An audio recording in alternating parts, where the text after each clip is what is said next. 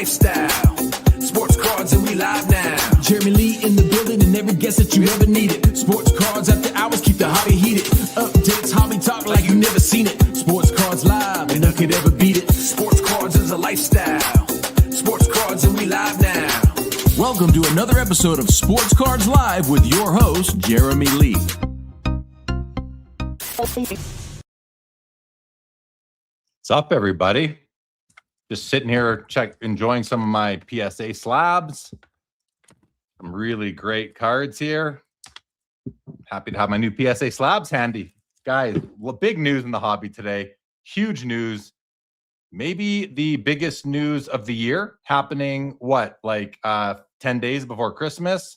Is that a Christmas present to the content creator world, to the hobby? Or is this the opposite of what a Christmas present is? I don't know, but we got a few people are going to join us. Let's just bring them out. We're going to start talking about this crazy news. Of course, Collectors, the parent company of PSA, has acquired apparently Beckett. I don't know if it's all of Beckett or Beckett Grading, or maybe they just wanted the magazines and the books. I don't know, but huge news. And we're going to just speculate on what this means. I don't think any of us really know much, but we're going to talk about what this could mean. Let's bring out Greg, Midlife Greg. Welcome, Greg. How are you? I'm doing okay, all things considered. Love it. Let's bring out my buddy Ari, who's first time on the show. Ari, welcome to Sports Cards Live. It's a big night. You've got some thoughts. You ready? I'm excited to be here, Jeremy. Thanks for finally having me on. It's been a long time coming. Finally, hey, buddy. It's been way too long. And Mr. Mike Petty has entered the room as well. Hey, what are you doing there, porcupine? Great to see you. How are you, liver lips? We're doing good. We're doing good. Say hi, Ari. Please meet Ari. Pleasure to meet you, my friend. You too, Mike. All right, guys. So listen, I mean, it's big news. I don't know how we're all feeling about this at this time. I was caught. Let's show of hands. Who was caught by surprise today?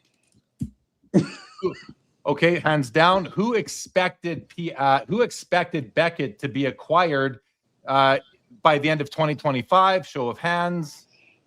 Yeah, maybe not by this year, but go ahead. Who thought Beckett might be acquired next year? Might be acquired next year. Maybe. Are you sure? Are you?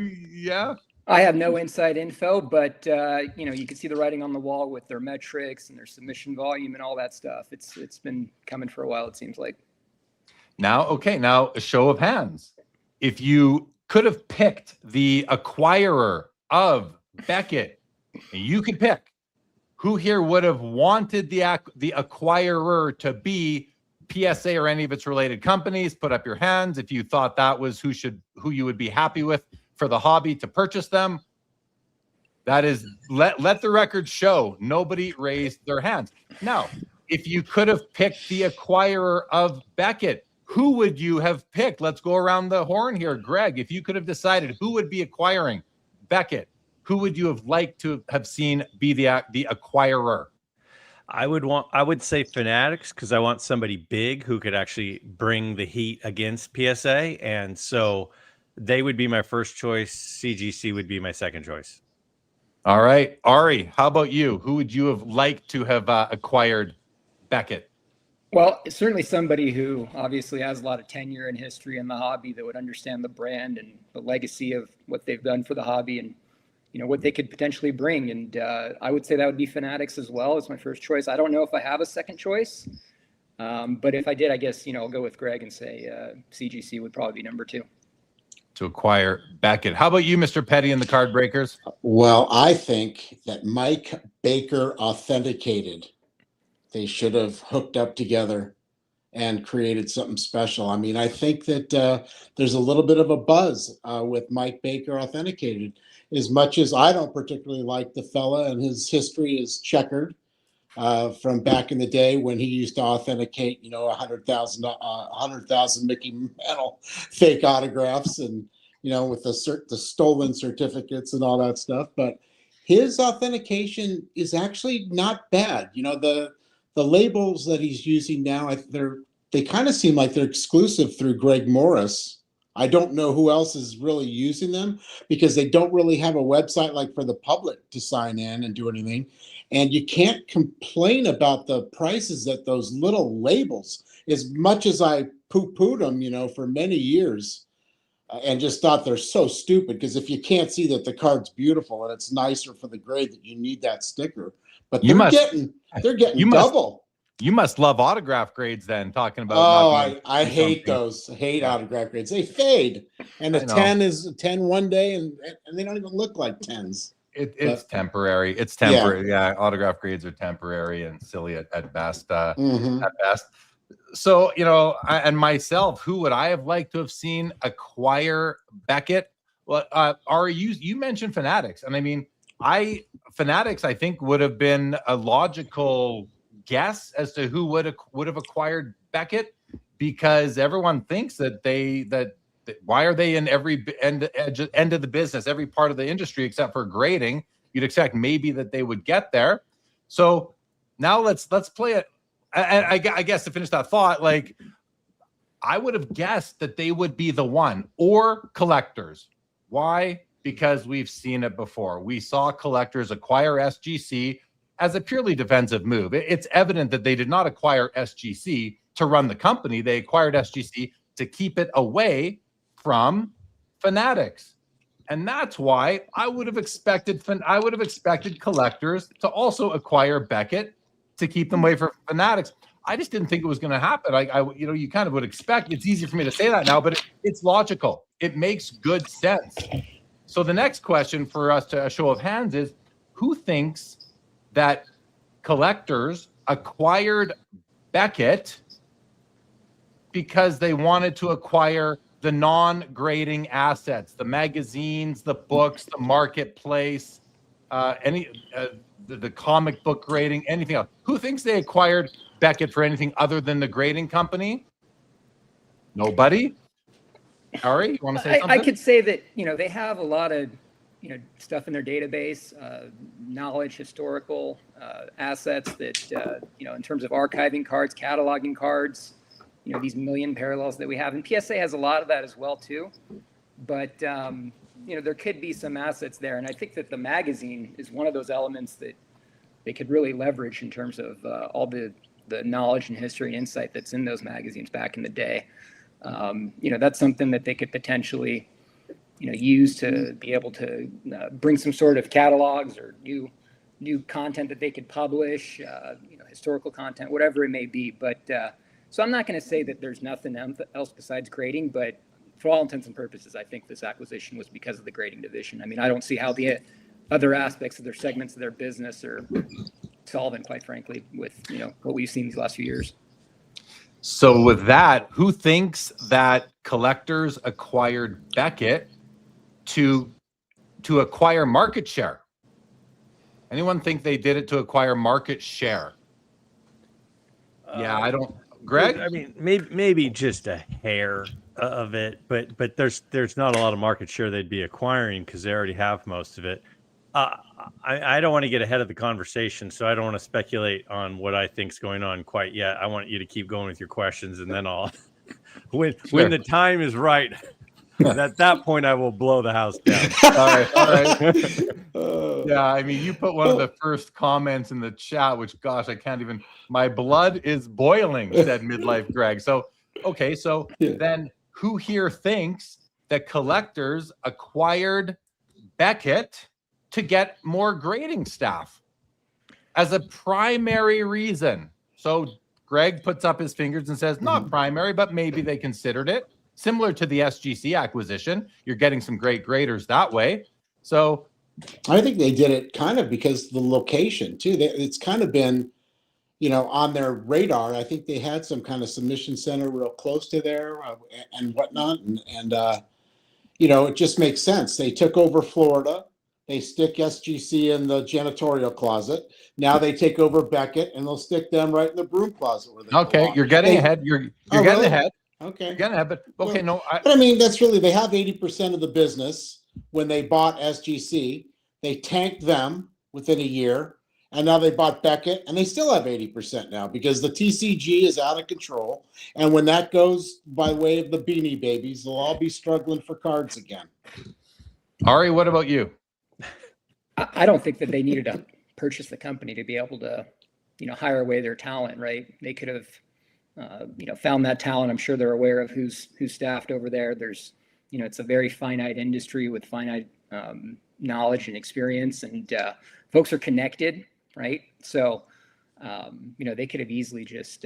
You can hire anybody, any kid off the street, 16 years old in Texas, to grade cards all day. I mean, it takes a special person really to look at cards all day long like that, 8 hours a day, 40 hours a week, and you have like 10, 15 seconds on a card.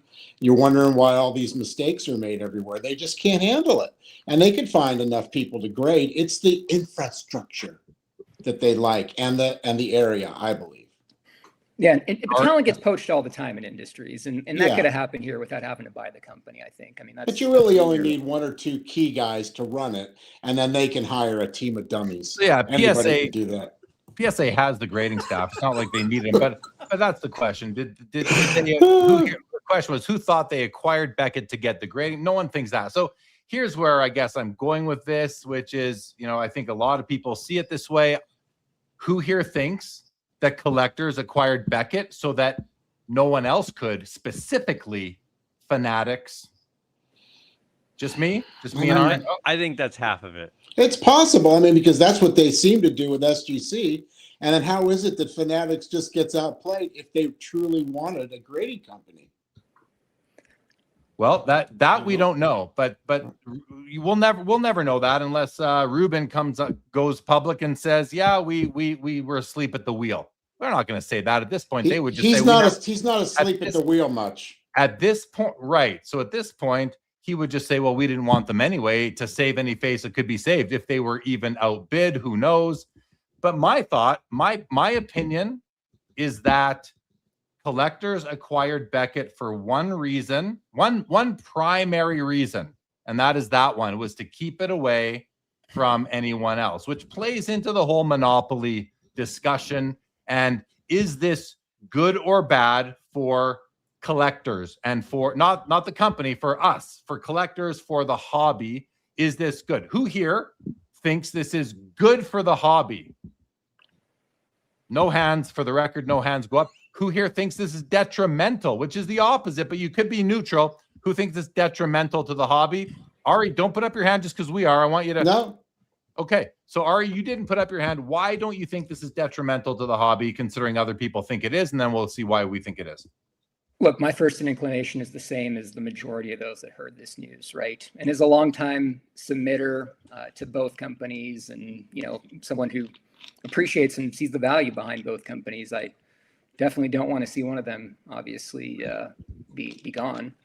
But I will say that I'm hopeful that Beckett has some traits and things that they do that they bring to the table that PSA doesn't, that they could, with the right backing, I think with any company that could have invested proper money into Beckett, could have brought them back to prominence and a greater foothold in the hobby. And I'm hopeful that PSA does kind of the best of both worlds, where they leverage a lot of their optimized processes, a lot of their cool features and things that they offer and they've launched in the marketplace, and bring that to Beckett, but also maybe take some things away from Beckett that help bring that brand back to prominence, and leverage some of the positives with them. And they understand, it's a legacy brand that's obviously scuffled. There's a lot of opportunity there, and maybe they can bring it back to prominence. Ari, I'm hopeful Santa Claus comes December 25th. Look, I will say, no, hold on. Let Ari speak. Let him finish his thought here. You can definitely. I understand the sentiment. We just saw what happened with SGC, but some things such as the subgrades and the details around, they're great, right? There's things that they can, I hope that they don't do away with, and they leverage and bring, in terms of bringing Beckett back to a greater stance. And same with the knowledge and the magazines and the content that I saw Adam recently. Of course, Jeremy just published something that he was looking for something from Beckett magazine from 26 years ago, and someone shared it with him. And you know, there's a lot of things there that they could do with being able to document the history of the hobby. And besides the That grading. sounds like a lot of work. I mean, nobody reads anymore. If they put it on the podcast or books on tape, maybe I'll take a look at it. But I'm not going to go back and look at a 26-year-old magazine anytime soon. But I think what Ari's saying is there's a lot of information and articles and documentation that is archival type of information that could be shared. That's kind of neat. The hobby in various ways, even if it's like there's always people looking to understand what was going on in the hobby way back then, especially information on sets that has just been lost, you know, or it's on a wrapper from a pack with pack odds, or it's in a Beckett article. Seeing where the hobby was at back then, the history of it is interesting.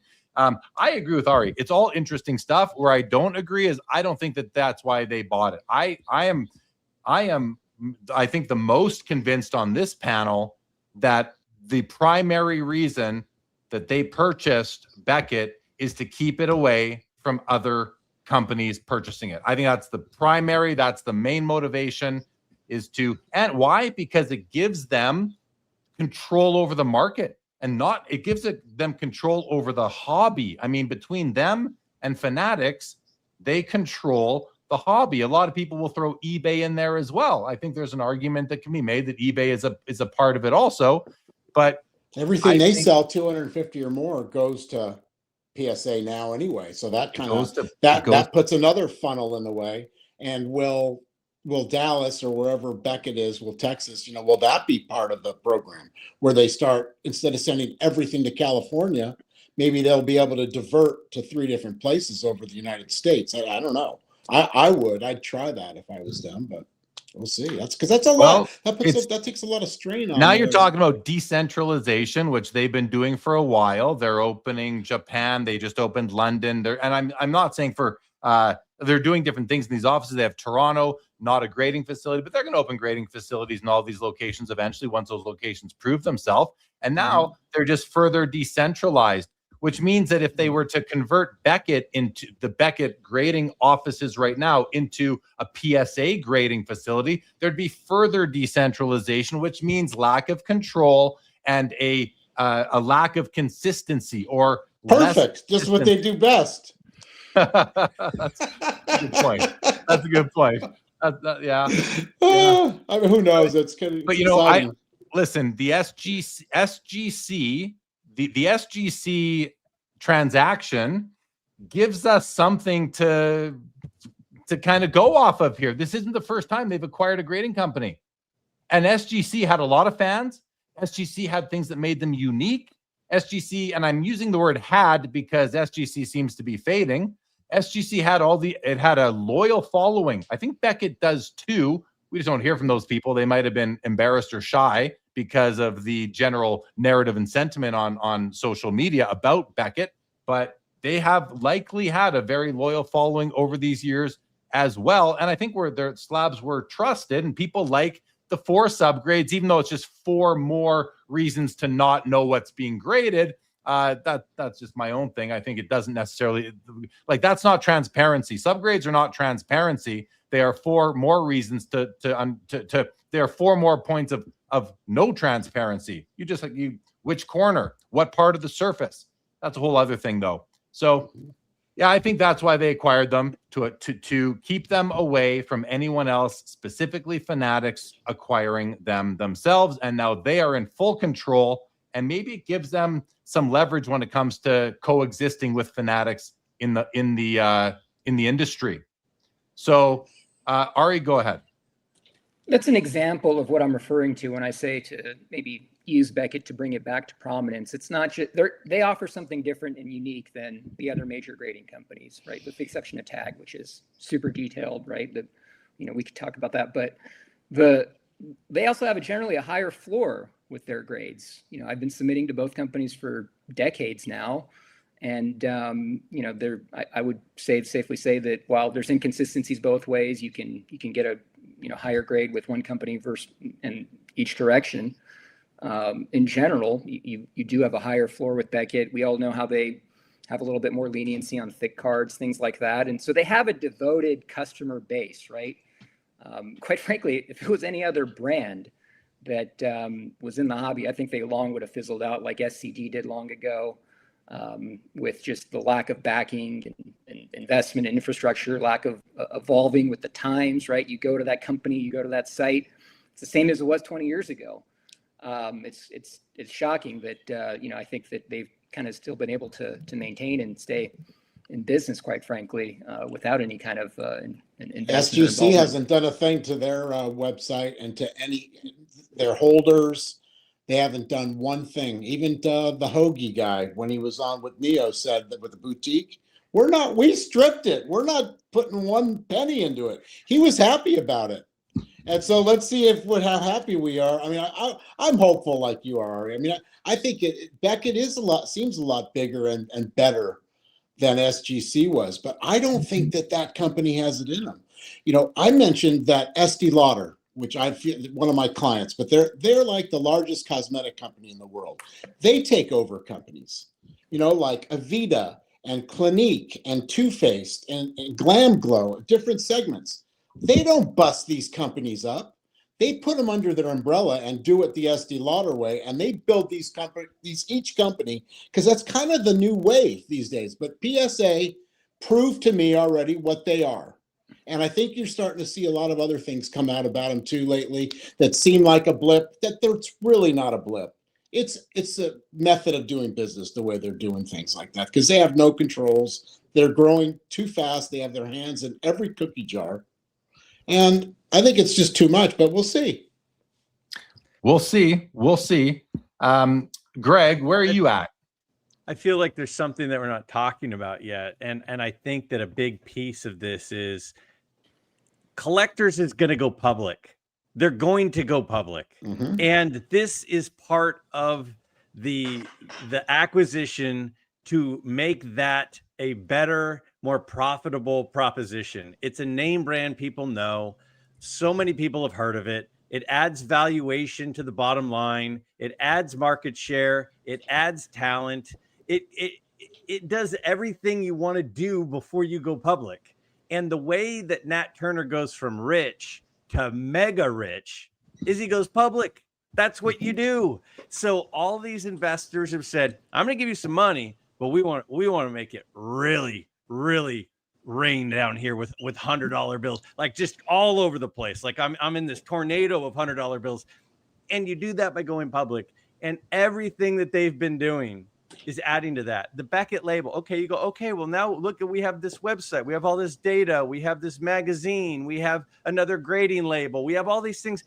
I mean, they're buying up everything in the space so that when some investor goes, I'm thinking about maybe investing in this collectible space. I keep hearing, Mr. Wonderful Kevin O'Leary talk about, well, who's their competitor? That coin company who also grades cards and grades video games, CGC. Like that's the only competitor that's left. The market share, the competitive advantage, the valuation, they've absolutely, I mean, this is like a case study on how to prepare for a public move. Yeah, I'm almost like embarrassed right now that I didn't consider the go public angle, because that's Greg, why you have him on. He's the smartest guy in the room. I talk about them going public a lot, and that's part of their long-term strategy. I agree. It's going to happen. It has to happen. And Greg, I think you nailed it. I think I think everything you just said makes a lot of sense. Grab all the competitors so that their go public is as smooth as can be, and their risk disclosures are as minimal as they can possibly be. I don't think they acquired any real new technology here, although I know Beckett acquired like Knox and a couple other companies way back that all kind of nothing came of them. But yeah, I think you make a great point. And Nat and his partners will become, I think they're already filthy rich, but they will become, this is what it is. I forget who I heard say this, but they didn't, I think some people are saying that collectors acquired this for, to salvage the brand, for the hobby. There's absolutely no way that's their motivation. Their motivation is shareholder value. It's their motivation is shareholder value. So if that's the case, I don't think they care about what we feel, how we feel about the hobby. Now, Nat himself might, in his heart of heart, as a collector, he might actually love the Beckett brand. I don't think he's soft enough to let that have an impact on how he makes decisions that involve hundreds of millions of dollars and a potential go public opportunity down the road. So I think if anyone thinks that collectors bought Beckett to make us all happy, Oh no. come on. There's no way. Ari, what do you want to say? Greg actually had a thought first, and I had a question to pose to the group based on your comment. Okay, Greg. My thought is, to that comment that you just said, we all agree with you that's come on. Who is this good for? Who is this helping? This acquisition, this adding this into the fold. Who is this good for other than investors in PSA? Nobody. Maybe With the last time they acquired somebody, the wait times got longer, the prices went up, the inconsistency went up, the market share went up. Nothing got better for anybody except for the dudes who invested. maybe, and this could be the complete opposite. Maybe the employees of Beckett, maybe people working at Beckett are in limbo. They don't know what's happening with the company. Everyone craps on it publicly all the 12 time. of them? All 12 of them. Maybe those people are like, oh, hey, we've been acquired by the monster in the room, the biggest entity in the hobby, in grading anyway. We've been acquired by collectors. Hey, our jobs might be safe right now. Maybe, or maybe not. Maybe their jobs are in jeopardy because maybe they will turn Beckett into a boutique grading company, which they've been known to do before. And now those guys, their jobs might actually be gone. Let's add Josh Adams to the stream here. Ready? You ready, Josh? All right. What's up? What's up? Ari, nice to see you. Greg, nice to meet you. Michael, nice to meet you. Jeremy, I've seen you before. I've seen you before. What's happening? Well, so Beckett's changed hands apparently. And we've asked a bunch of questions. Let's get your thoughts. What do you think was the motivation behind this acquisition? To kill competition, to become a monopoly, and to be subject to antitrust laws, which, I mean, it's been a long time since I did any antitrust law, but the Sherman Act is supposed to prohibit all this stuff, and it's supposed to prohibit unfair competition. And I think someone here mentioned like Estee Lauder buys up fragrance companies, right? But they build them up, right? They build them up and they make them profitable companies under their umbrella. What did PSA do when they bought, or Collector do when they bought SGC, right? Like, you haven't even heard of SGC in over a year. So Mike said their website hasn't even changed. So I think the evidence is that they're doing this to kill competition, which is, very much against the law. Yeah. Why can't we hear Petty? That's kind of interesting. You can't hear Petty there, huh? What a shame. I'm kidding. Yeah. I'm kidding. We can't hear you, Petty. We'll let you figure that out. It's, I was saying it was to keep them away from somebody else. I think it's related, but I think that says it even better. I like what Greg said about positioning for IPO, going public. I think all these things are good explanations, good insights. I know Ari had a question for the panel, and I feel like he got forgotten for a second. But Josh, you said you did antitrust law before. Does the federal government really care about sports grading companies? Is it a big enough piece of the overall economy that they're going to do a Sherman antitrust suit? I just don't see that happening. I don't think we're on their radar. I think that we're a rounding error in the federal government. And so it might be illegal as far as the law is defined, but there also has to be a point where it's worth a threshold that it's worth their time. And I don't see it as worth their time at this point. 100%. But also the Sherman Antitrust Act also provides for a private cause of action. So individuals and consumers can sue also. Yeah, the federal government's not getting involved. 100% agree. Like, what a waste of time. But like, you or me or anyone could file a lawsuit. Like, there's a bunch of cases the past few years. Spectrum Sports versus McQuillan, and then Apex Hosiery are two big cases the past 20 years, 30 years. Ari, go ahead. So just one quick question from Josh's last comment before I get to the other question. Does the presence of CGC or TAG, or there's obviously anybody can enter the market or the industry, does that matter at all in terms of taking antitrust as a possibility? Oh, I think so. That's definitely going to be the argument, right? That they're not prohibiting people from coming in, but I think someone said earlier they have like 80% of the market share, and the fact of the matter is, right, like, who are you going to go to if you're someone that's active in the business, and you tell your clients, I'm going to get you a grade by CSG, like who the heck are they? So the fact there's other companies, yeah, but collectors just dwarfs them. So here's my question I wanted to ask the panel based on what you kind of discussing with the experience that we've seen with SGC to this point. Does PSA stand to benefit more greatly from sunsetting the Beckett brand and eliminating, one of their competitors? Even though, like I said, if you look at the submission volume, it's minuscule compared to the other grading companies, for the last year or two at this point. Or do they benefit more from putting in some capital, investing into the company, bringing the brand back to prominence, trying to recapture that customer base, and potentially being able to make it a true, because it's under their umbrella now. So whatever dollars come in to Dallas would still go to Santa Ana at the end of the day with collectors, essentially.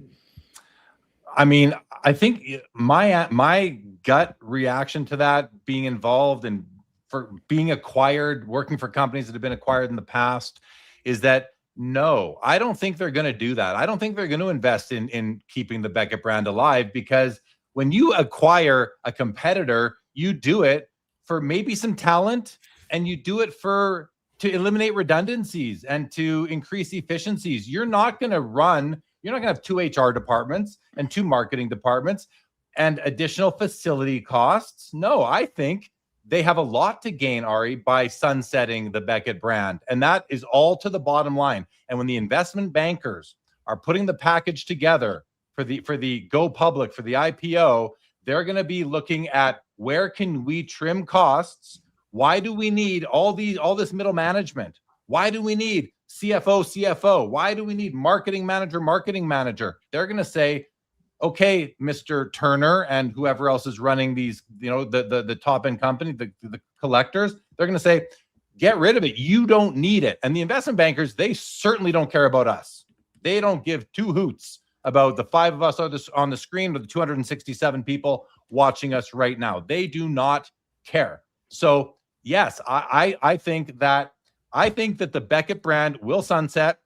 If that's the right term, I think that they will not invest. The brand, if they keep the brand alive, Ari, I think a lot of us speculated this back in the SGC days, like, well, maybe they'll keep the Beckett offering as a different service level on their basic services. Like, maybe they'll take this slab and just change that to a PSA, but have like the PSA subgrades, which I don't even think they're gonna do that.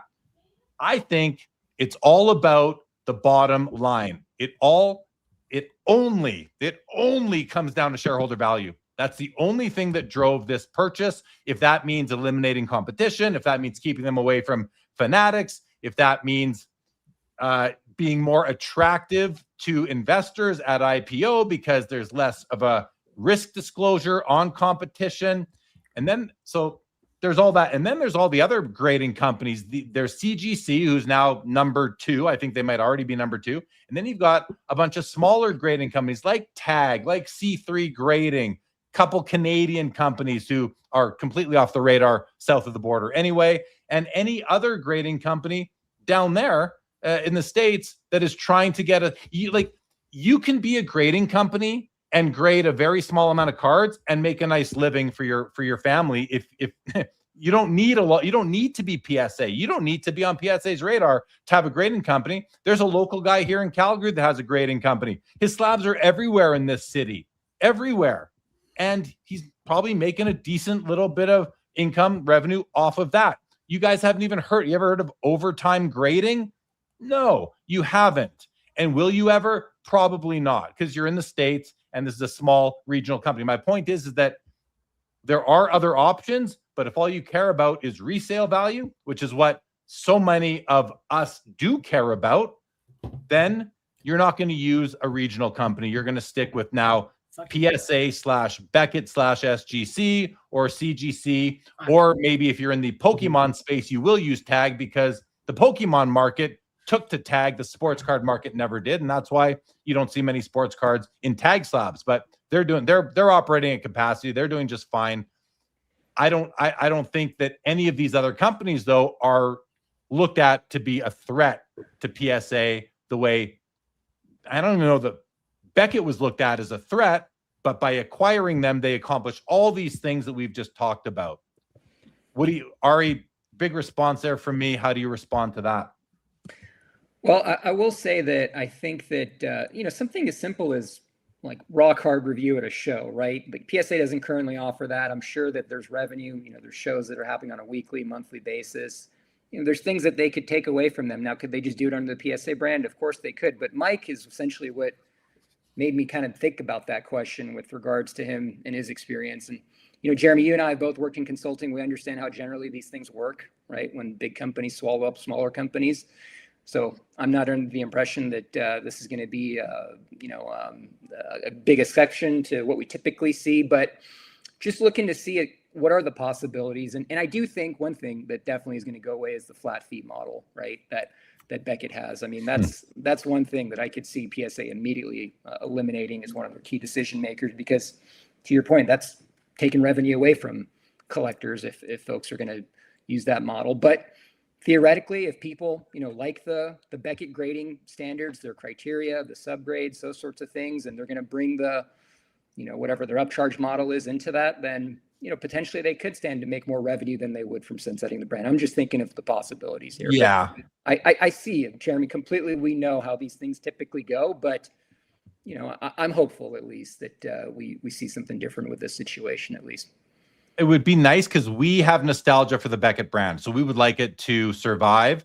Now, I got to bring I have not been able to watch the comments, guys, but Fat Armpit says, have we considered that maybe PSA was just defensive bidding for Beckett and won the company by mistake? That's humorous right there.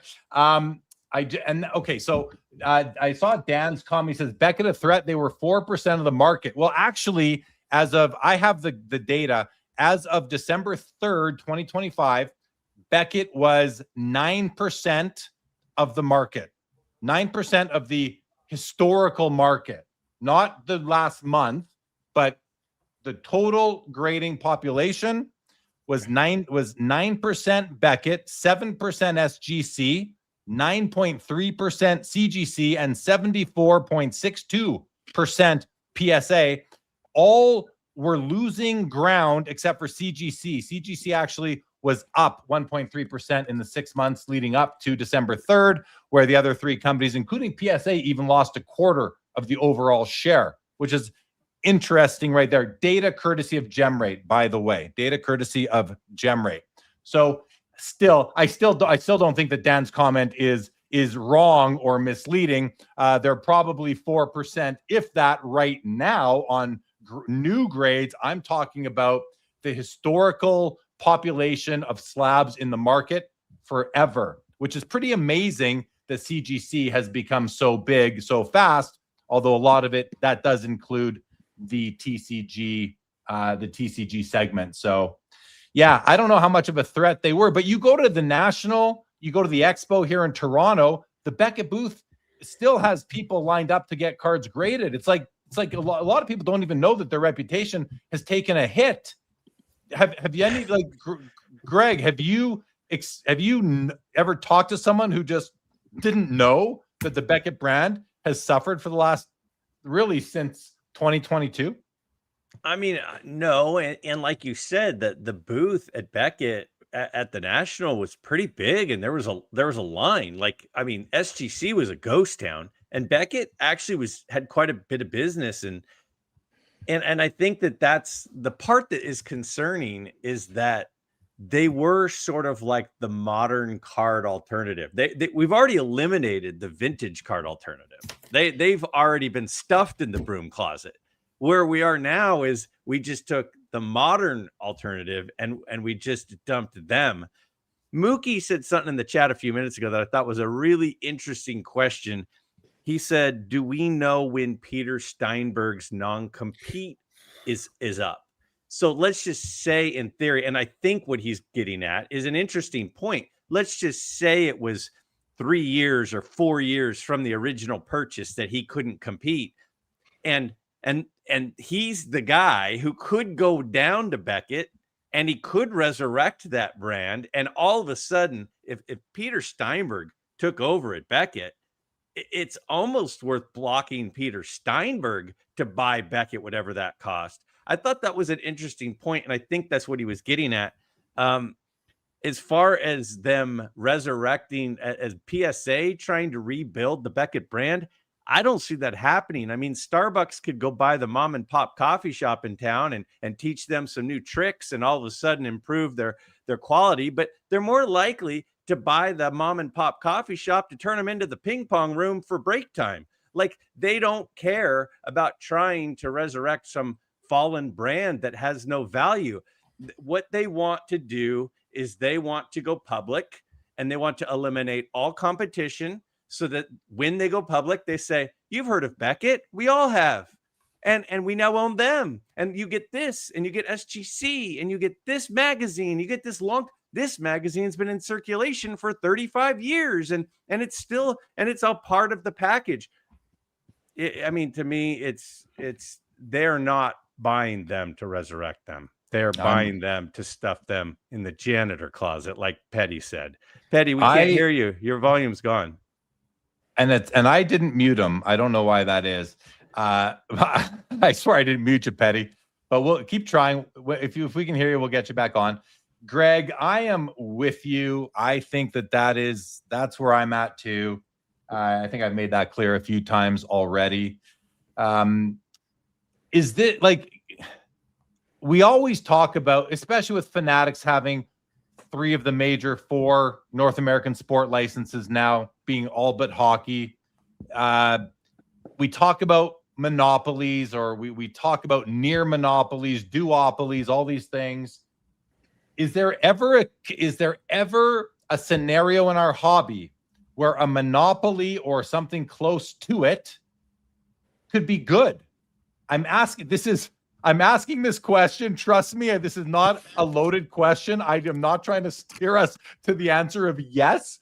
I just want to know, does anyone feel like there could be any benefit to collectors, to the customers of these grading companies, if there was an entity that is bigger and stronger than PSA and the collectors umbrella is right now, owning SGC as well? Anybody have anything positive you can see that comes out of collectors acquiring Beckett? Anything positive at all that can come out of this? Josh is saying no. Go ahead, Josh. I have something positive. Maybe people will stop grading cards, and that would be a positive. And we go back to raw cards, which is the way it should be. I think that'd be awesome. So that's my backhanded positive answer. Yeah, I think that's a fair answer. That this might be a tipping point for some people, but is that group of people going to be enough to actually make a dent in PSA's revenue? We've seen 3 group submitters have suspended submissions to PSA.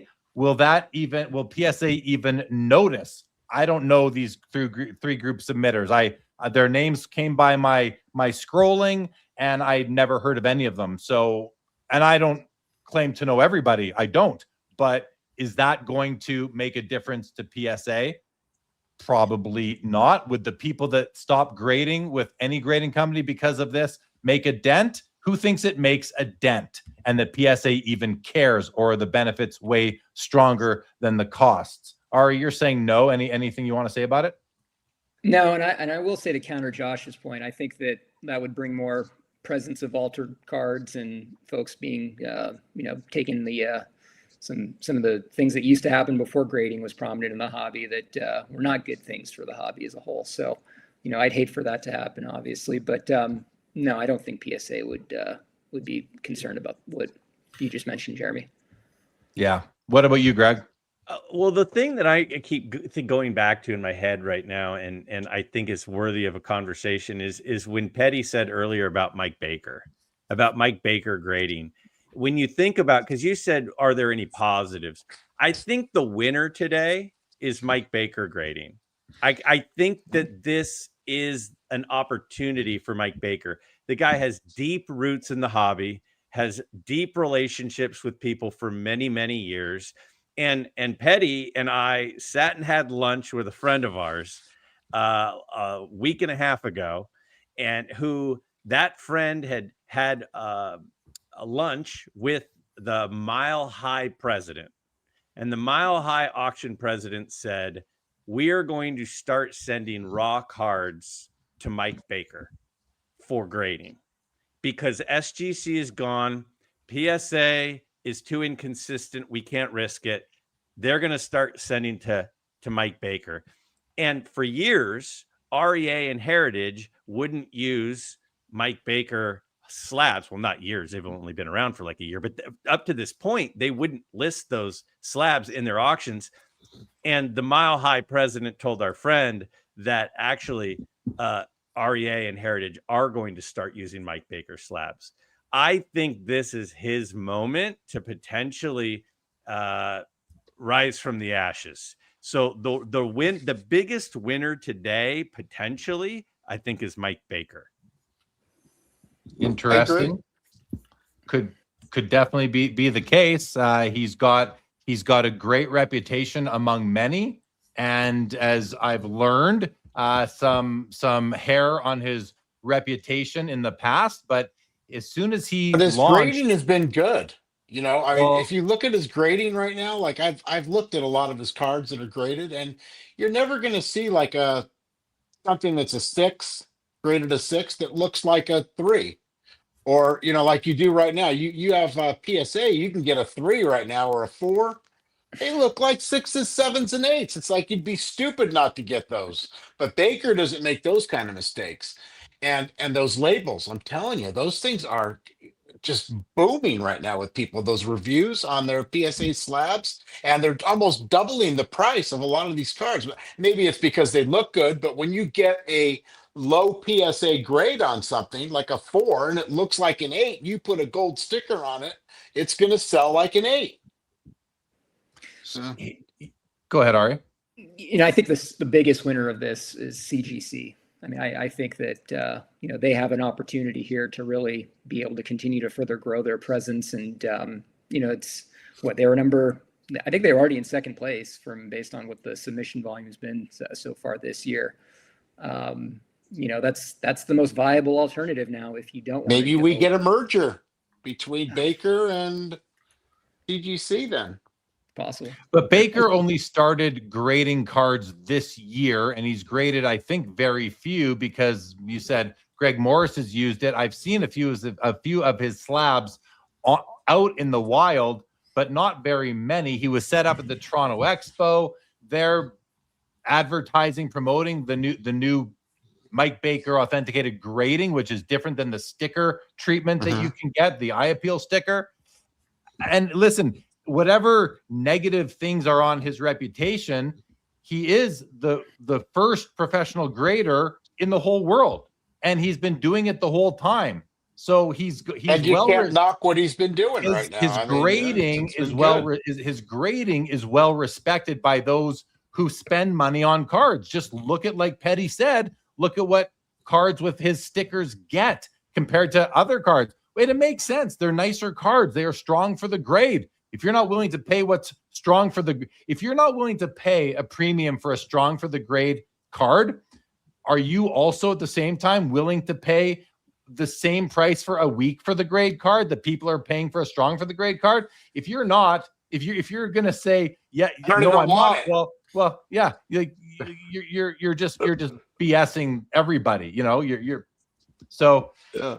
I don't know who the biggest beneficiary is, guys. I don't think, you know, any of us really, they could all benefit. Mike Baker could benefit, CGC could benefit, or all of the business and the more likely outcome, guys, I think, is that PSA is going to benefit because they are just now they are by far number one.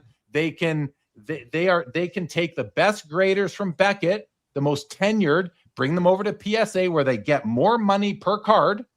So PSA is the biggest beneficiary of it all. But if we're looking outside of them, which I think Greg was going down that path, is outside of them, who's going to be the biggest beneficiary of it?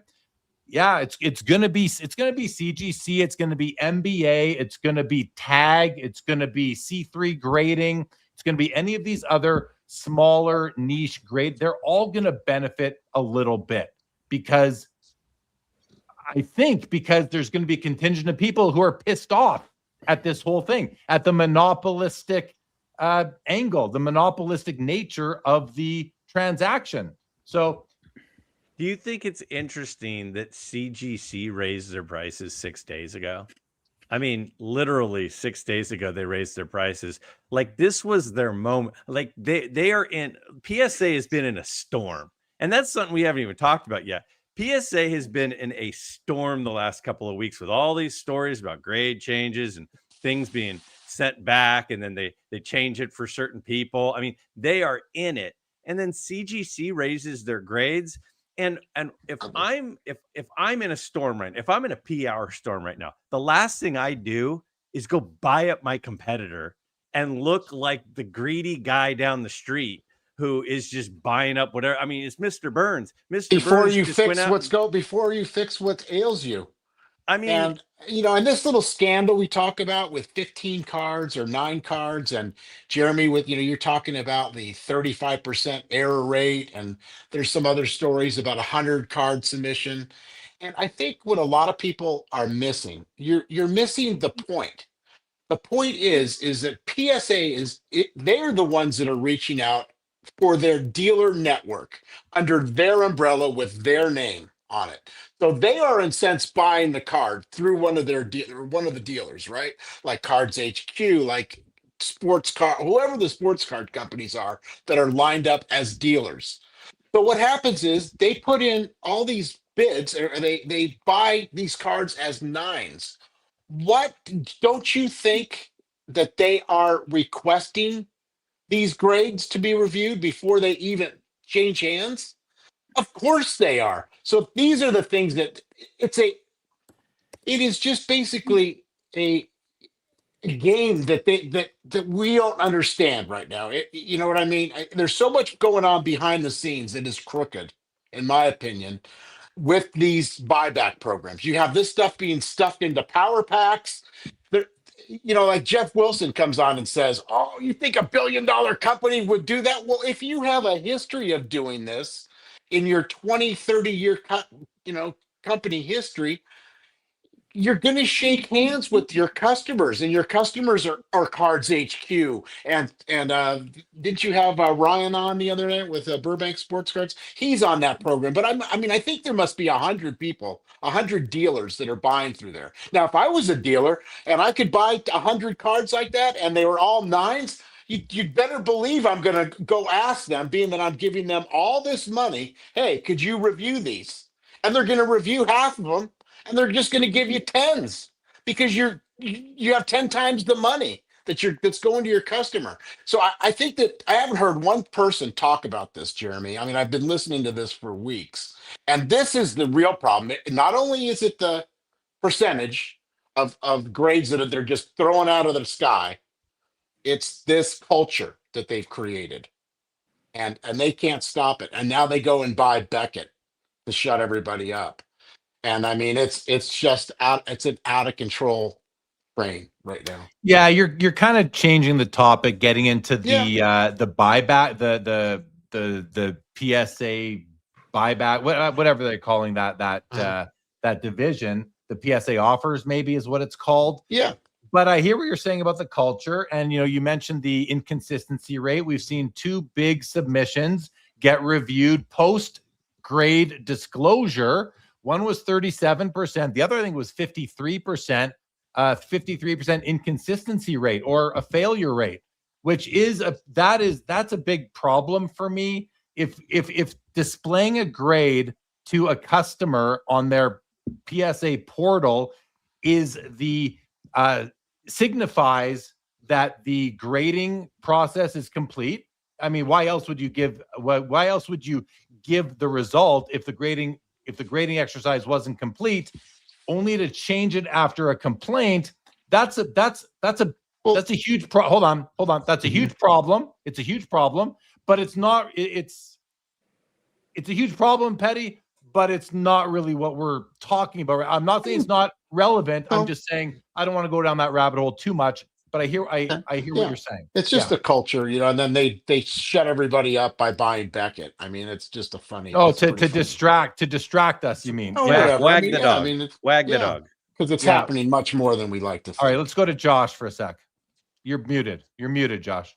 I'm back. All right. This is the kind of unfair competition that acts like the Clayton Act are meant to prohibit, the Sherman Act, Section 2 are meant to prohibit, that they have this network and they have people that can, either have access to, like, Betty's got a point, like it's all part of this unfair competition when you get to be a behemoth.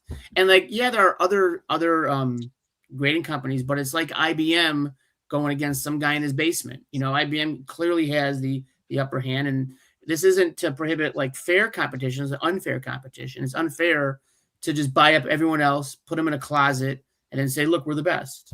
So it would have been great if they would have bought these two companies and really built them up together and their brand too. That's what I think as hobbyists, what we would have wanted to see, not buy these companies and tank them. I mean, it's an embarrassment. And frankly, I don't really like the industry. I don't like being part of it anymore. Because if that is the way that the hobby is going to be, it kind of just gives me a bad taste in my mouth, to be honest with you. As a collector of pretty high end cards and whatnot, I spend a lot of money in this industry. Not as much as maybe the new guys do, or not a P. Ryan or anything of that nature. But I've got a pretty extensive collection.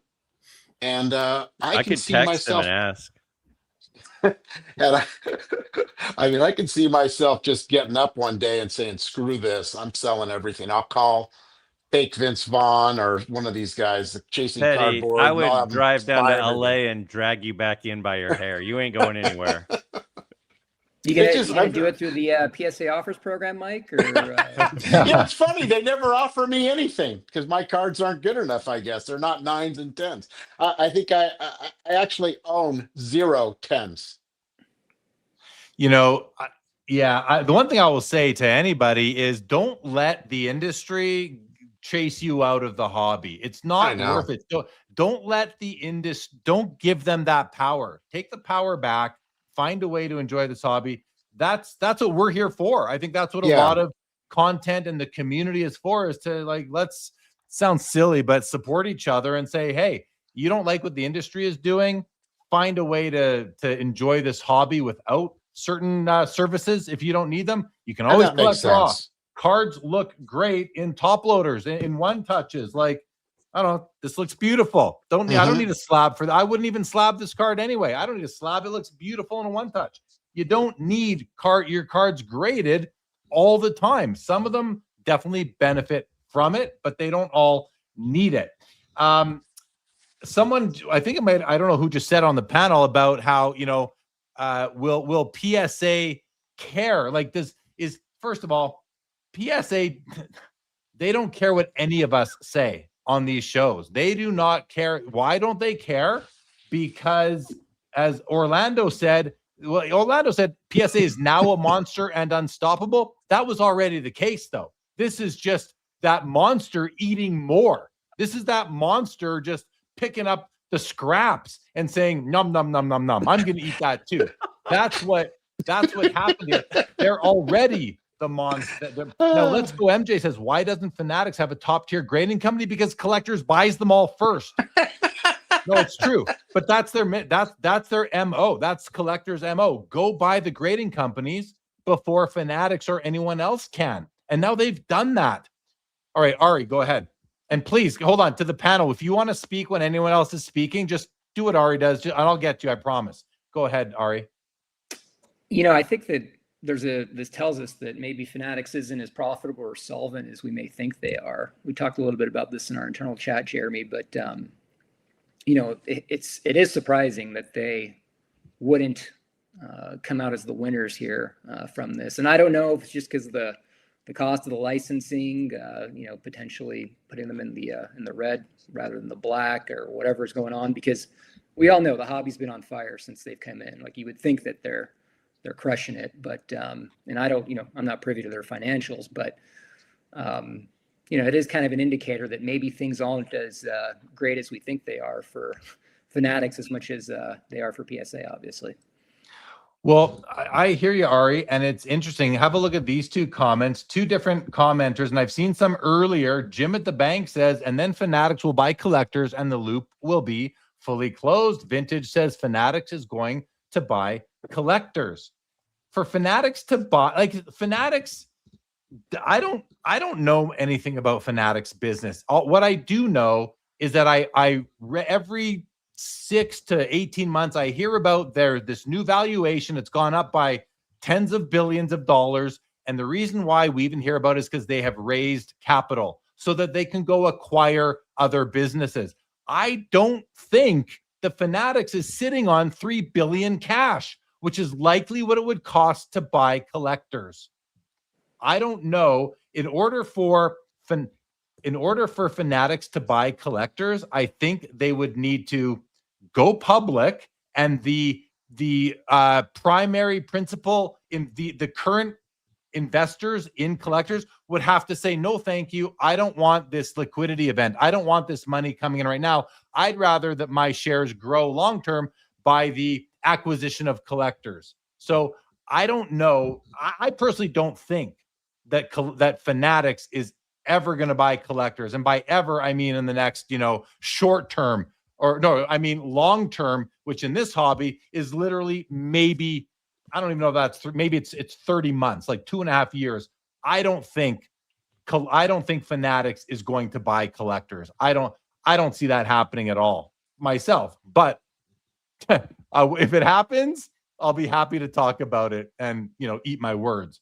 Absolutely. Does anyone on the panel think that Fanatics is going to buy collectors? Petty, you can go first. Yeah, I think Ari might have, hit the nail on the head. The thought had crossed my mind about maybe they're not so liquid as you might want to think. I mean, or do they really want a grading company? Because how do you get beat out twice like that? I mean, if you've got money to burn, why aren't you jumping into the grading game and trying to, get one of those companies?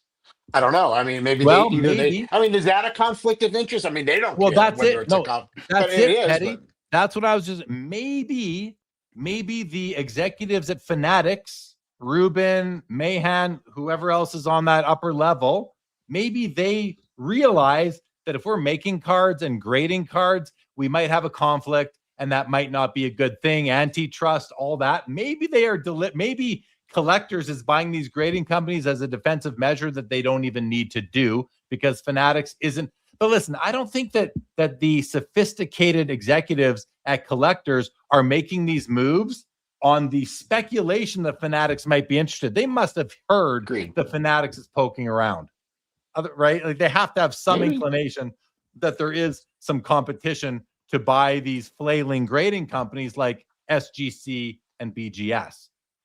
Who wants? Okay, Ari. Is buying a marketplace a greater conflict of interest than buying a grader company if you're Fanatics? Because I say that because they bought PWCC. I mean, that was a distressed asset. I think they were in bankruptcy court or something along those lines, and they purchased them. So I don't know if that's as much of a factor here. I mean, they don't care. I think a bigger conflict is the grading versus the marketplace, because the grading is like, a marketplace. You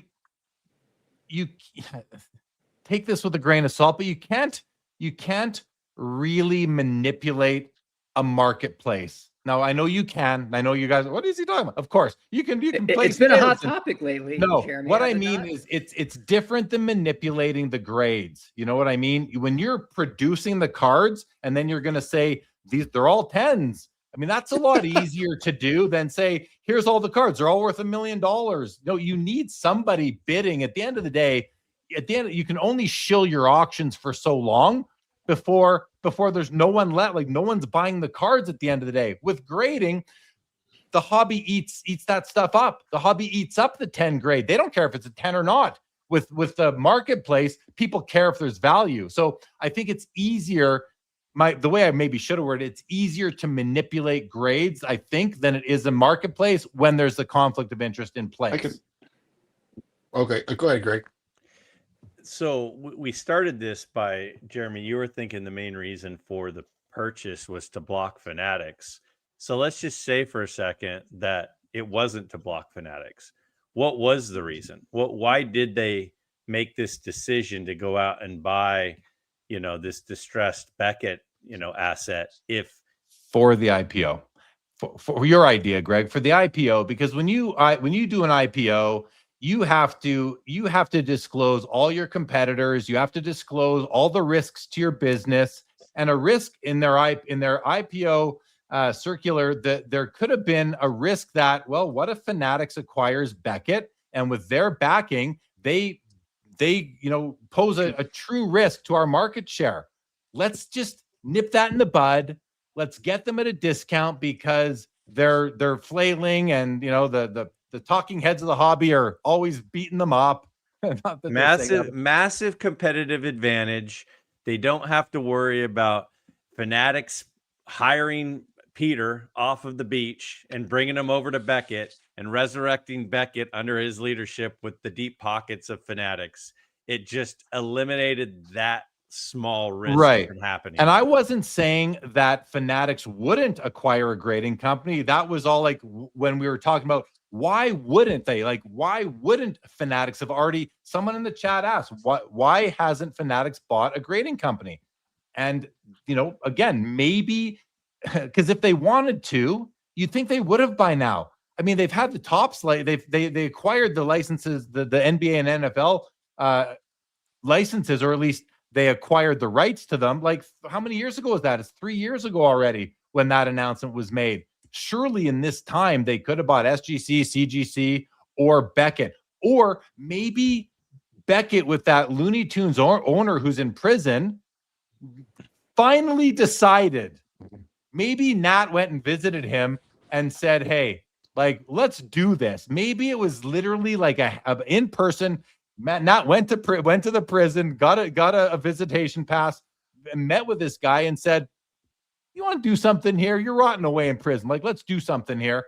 Like, it might have been the fact that they went out and they just got the guy at the right time, whereas Fanatics didn't. I mean, I don't know. I think he was forced to sell as well. Isn't that part of that collectivist thing that they did? His global growth or something? If he's forced to sell, then he could probably have accepted bids.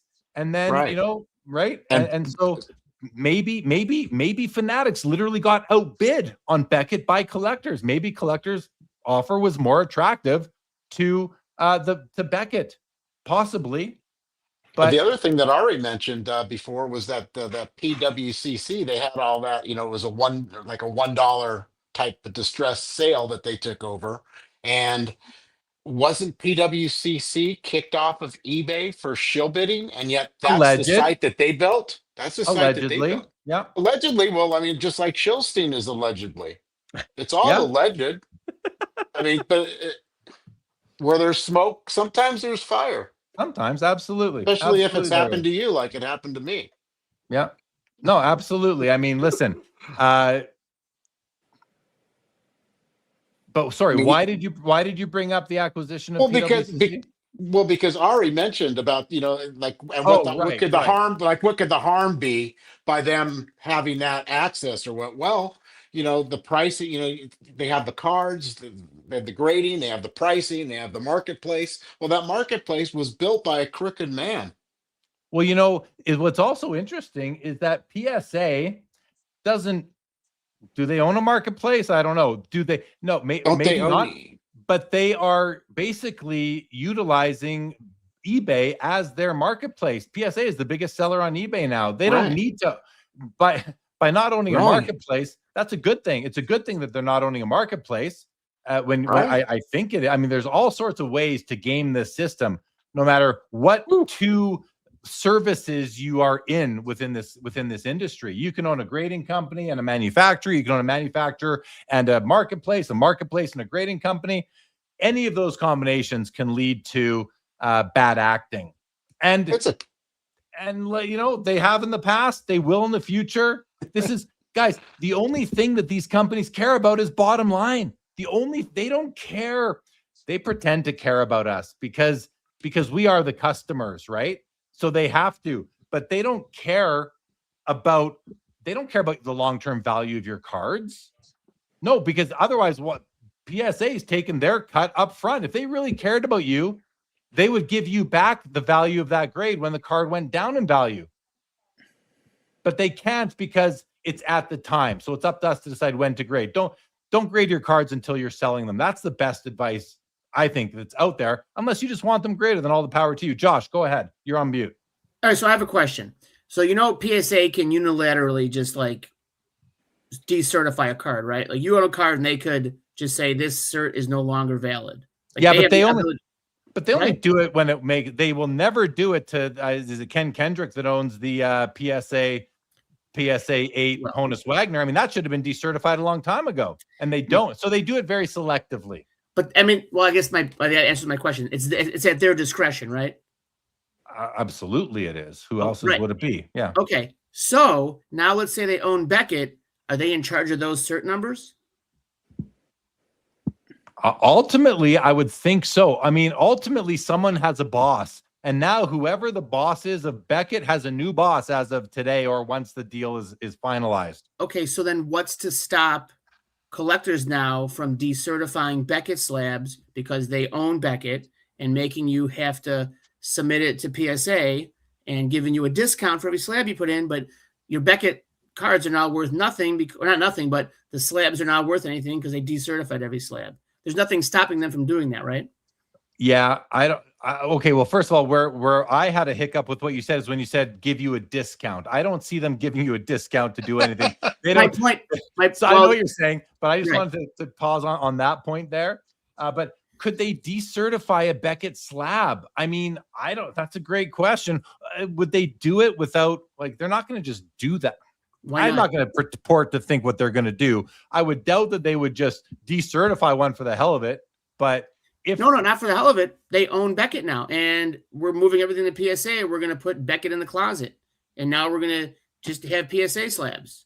I mean, if they own the company, who's to stop them? But why? They can easily do that, but that doesn't decertify Beckett slabs, does it? If they decide it, you just said that they have the discretion to do it. Well, no, you said what's stopping them from decertifying the slabs, and then you went on to say that they could just shutter Beckett.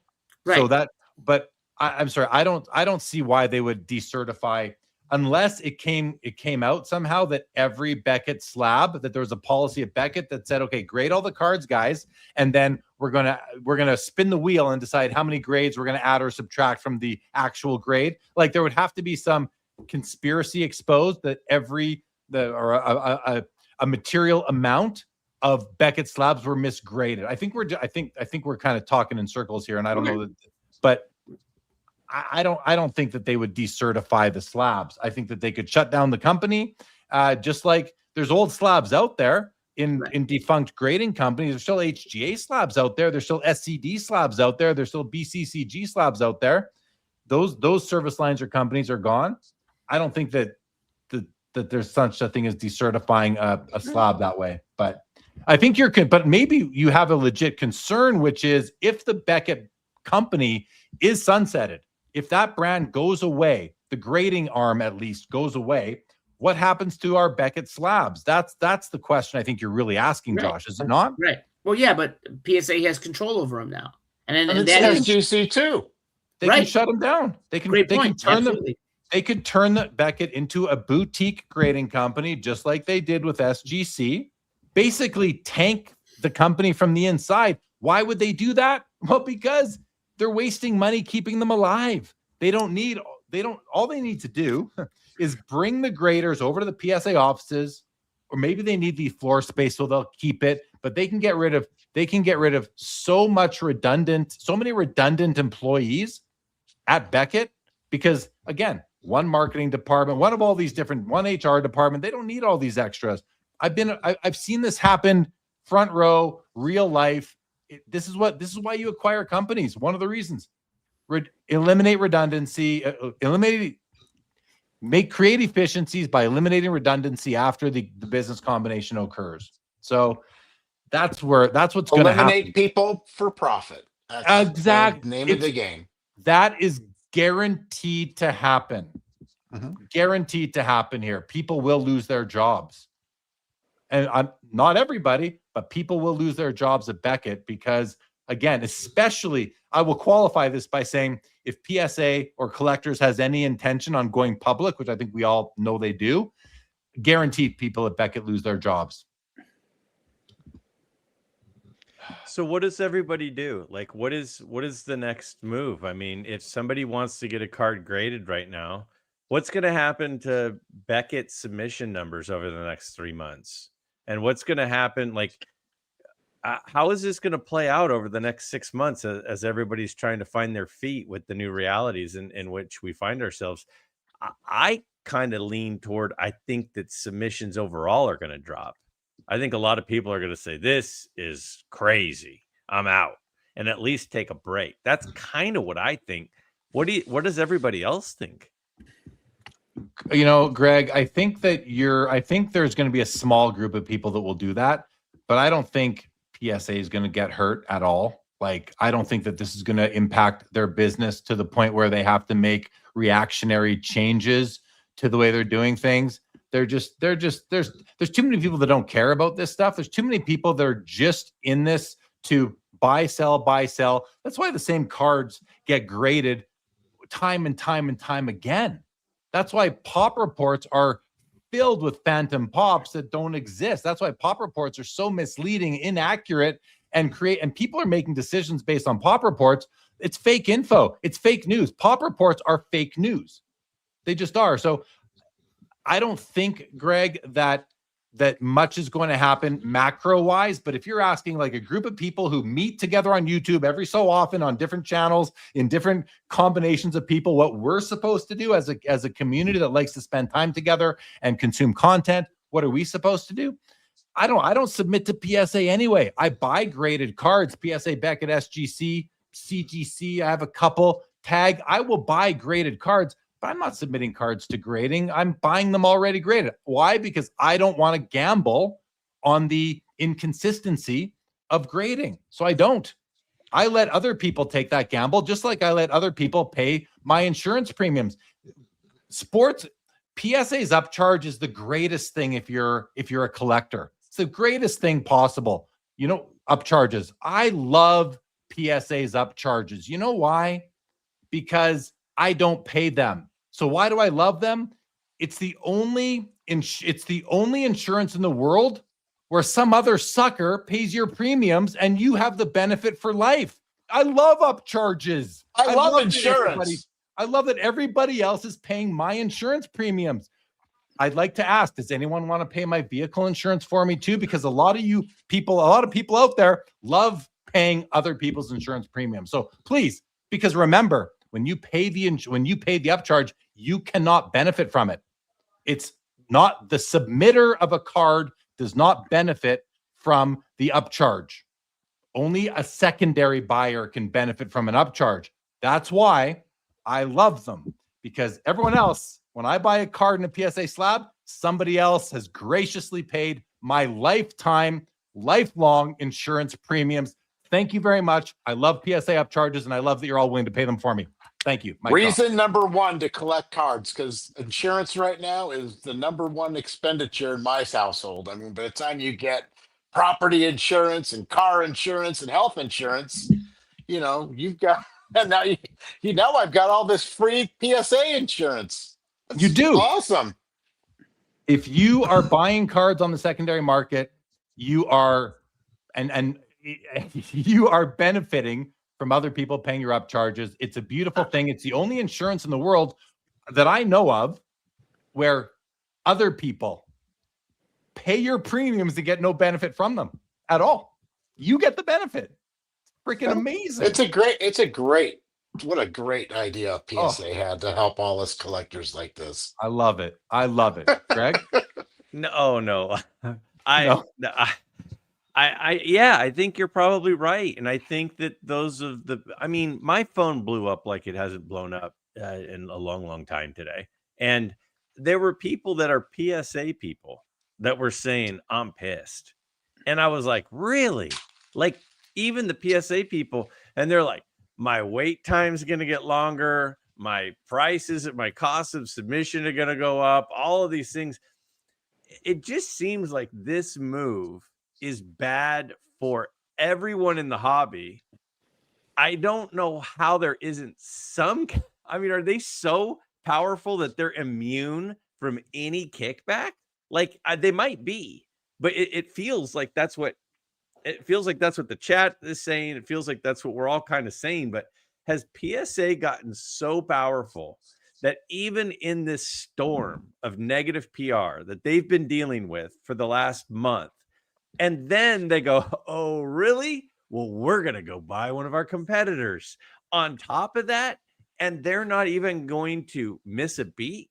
That is an insanely powerful position that they don't even miss a beat. And I guess it's possible. I mean, it probably is probable, but that's unbelievable. Ryan at GemRate, he said today that you wouldn't notice for over 3 months, maybe 4 months, of any decrease in any submissions anyway.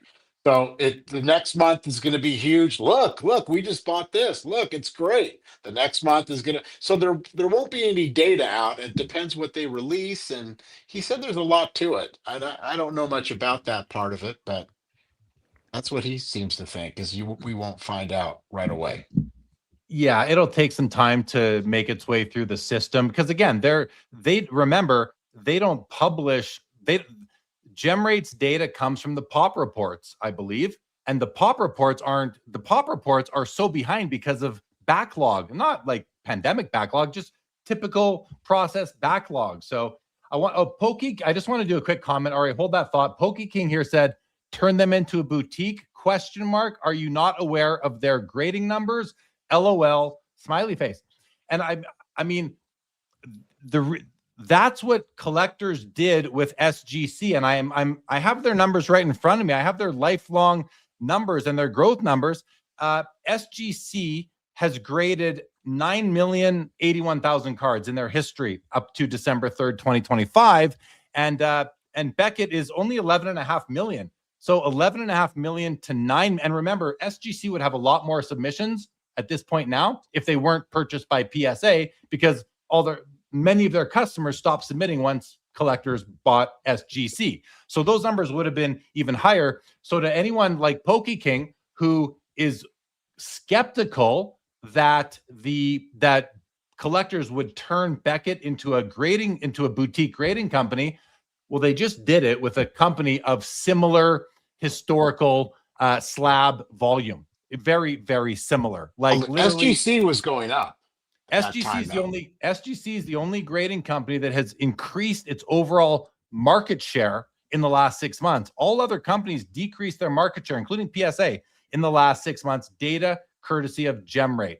For my book, which is coming out next month, Pops and Comps, Ryan at GemRate has been gracious enough to supply me with some interesting data so that I can update things. Anyway, so Pokey King, yeah, I mean, I think it could happen. I think it's not really worth LOLing because they've done it before. It's part of the playbook. It's something that they've done already. I think it's possible that what he's saying is they already are a boutique. Their numbers are so low. They're already a boutique, so you can't turn them into a boutique. Is that what he's? Okay? Yeah, that's what is that what he's saying here? Yeah, I think so. If that's what he's saying, then okay, then I have no comment. I'm on that same page. So I'm sorry if I misunderstood the comment. Thanks, Greg, for offering that perspective. Ari, let's go back to you. Hold on. Oh, Pokey King says, sorry, Pokey King, my bad. I misunderstood the comment. They're already boutique. Yeah, but was SGC boutique back then? No, they were climbing. Back then. They were on their way to right. To but moon. Remember, Beckett very recently is starting to see a bit of a bounce back. I agree. Yeah. But no, Pokey King, thanks for clarifying. I misunderstood the comment. Absolutely. Jeremy, I think that the demand is similar to where we've been at prior when COVID hit. To Craig's point, even CGC increased their prices on submissions to, obviously as an indicator that demand's been strong even for them. And PSA, they increased prices as well. Their turnaround times were extended. I'd argue that demand is as strong as ever. So to that original question around, is this going to curtail demand or limit it or anything like that? I see, I agree with you. I see no reason how that's even a possibility here. Yeah.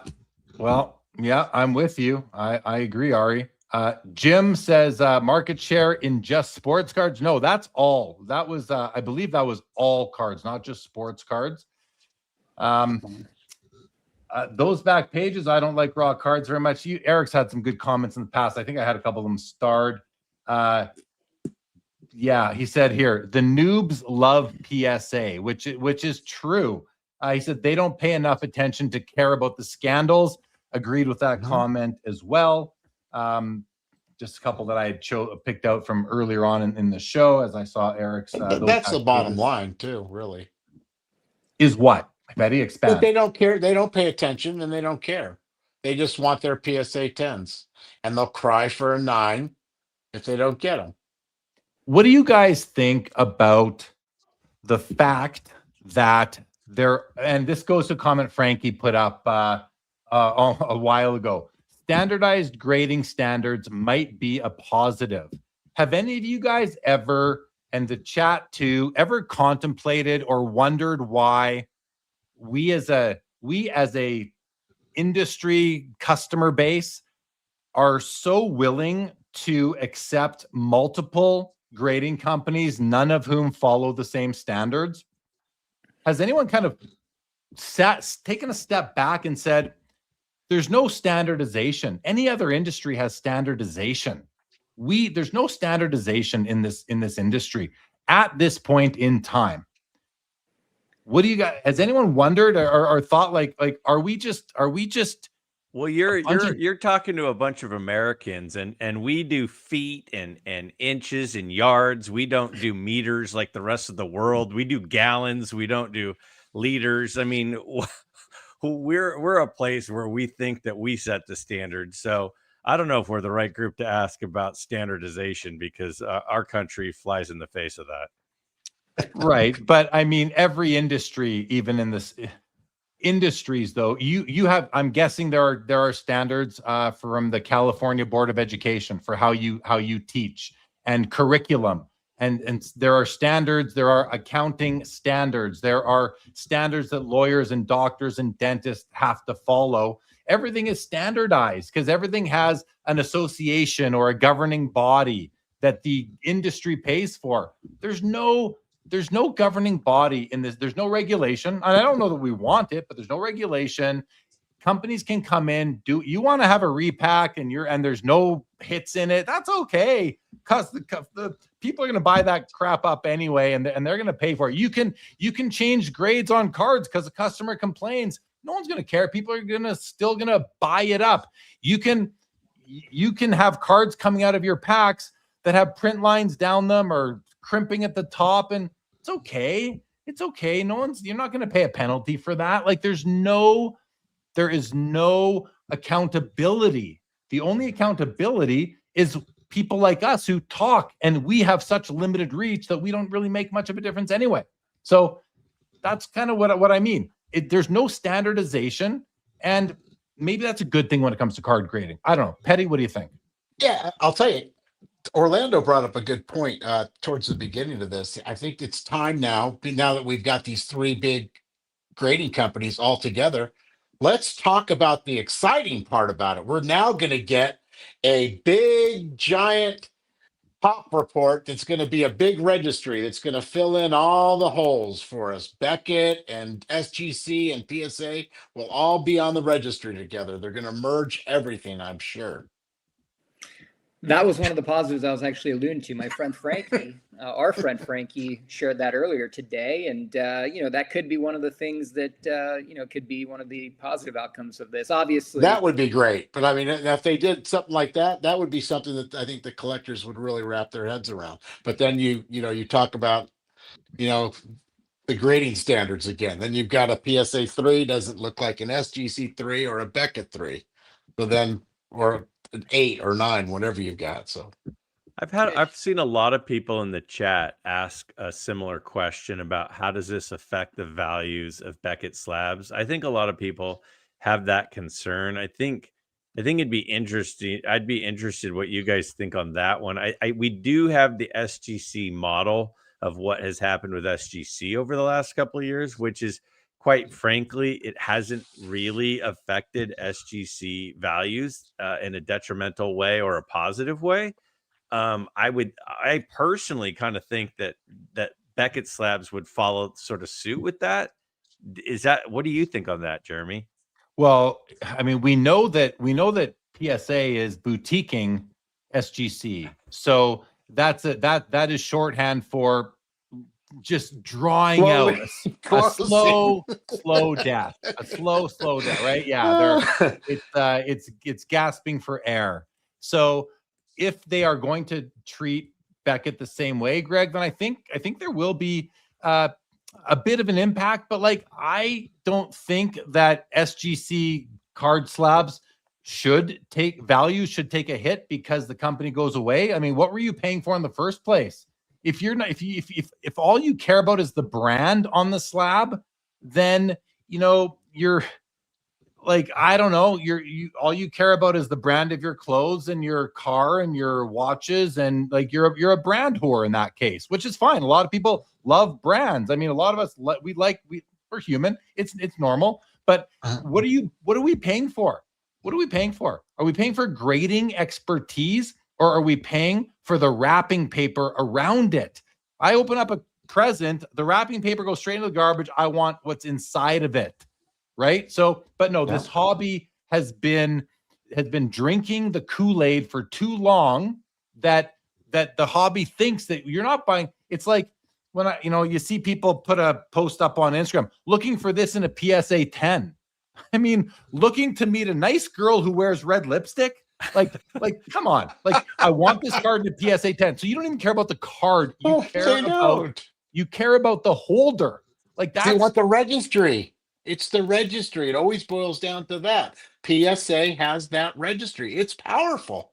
I mean, that's why you get these bidding wars on certain cards in the PSA slab versus SGC. They're harder to win. You've got a more exclusive crowd bidding on that registry. They want that card for a number.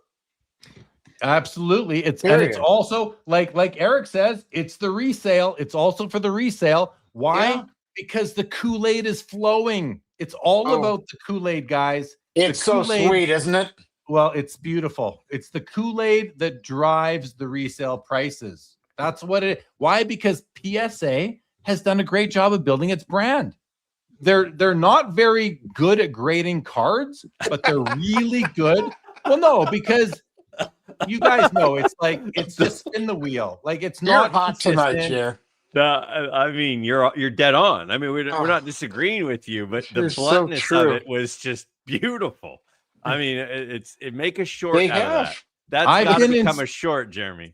I've been inspecting cards for years and years and identifying inconsistencies. Now they're identifying themselves. It's just like evidence of what everybody thought. It's now come to light. And so again, to Eric's point, it's the resale, which is based on the spell that everybody in the hobby is under, because people care more about the flex than they care about the object. That's why my thing is the lower the grade, the better. Give me a low grade, high eye appeal card. I'm winning. And I'm winning especially because I think that the Kool-Aid, I think the tap has been shifted a little counterclockwise a little bit here. I think some people have realized they didn't even know they were drinking it. Now they realize they've been drinking the Kool-Aid. And I think that It's slowly people are slowly coming around. Not many, not yet. It's like the gem rate numbers. It's going to take a while for this to show up, but very slowly people will realize. And like you might say, so what's the alternative?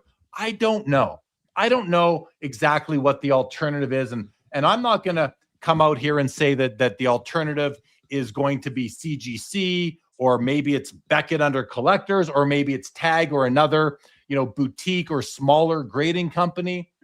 I don't know what the answer is. So, but Flint Hall says, Jeremy, that's the dumbest opinion anyone has ever heard. I find that hard to believe. I've had some dumb opinions, Flint Hall, but I find it hard to believe that that's the dumbest one anyone's ever heard in the history of the world. To Greg's question about the what could happen with the resale value of BGS slabs, I can share that SCD was a respected grading company. People respected their, basically their grading, their standards, and I think that their resale has held strong. Now, I don't know what it's at currently. I haven't bought an SCD slab in years, but long after they went defunct, I was buying their slabs, and they were paid pretty strongly for it, as far as maintaining their value. Yeah, and I think SGC slabs are doing okay. Maybe not what they would have been once doing, and I think Beckett slabs will continue to be respected down the road as far as the grades. I think the grades will be respected because people don't care about the card. Flint Hall says people don't want lesser grades. No, they don't. That's a function of Kool-Aid. It's simply a function of the Kool-Aid. People don't want lesser grades because they want to flex. They want to flex the slab. They don't care about the card.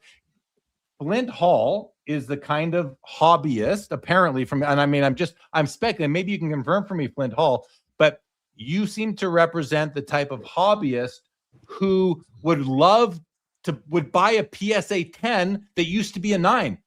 How many? I'm going to go out on a limb and say 30% of PSA 10s used to be in a PSA 9 holder.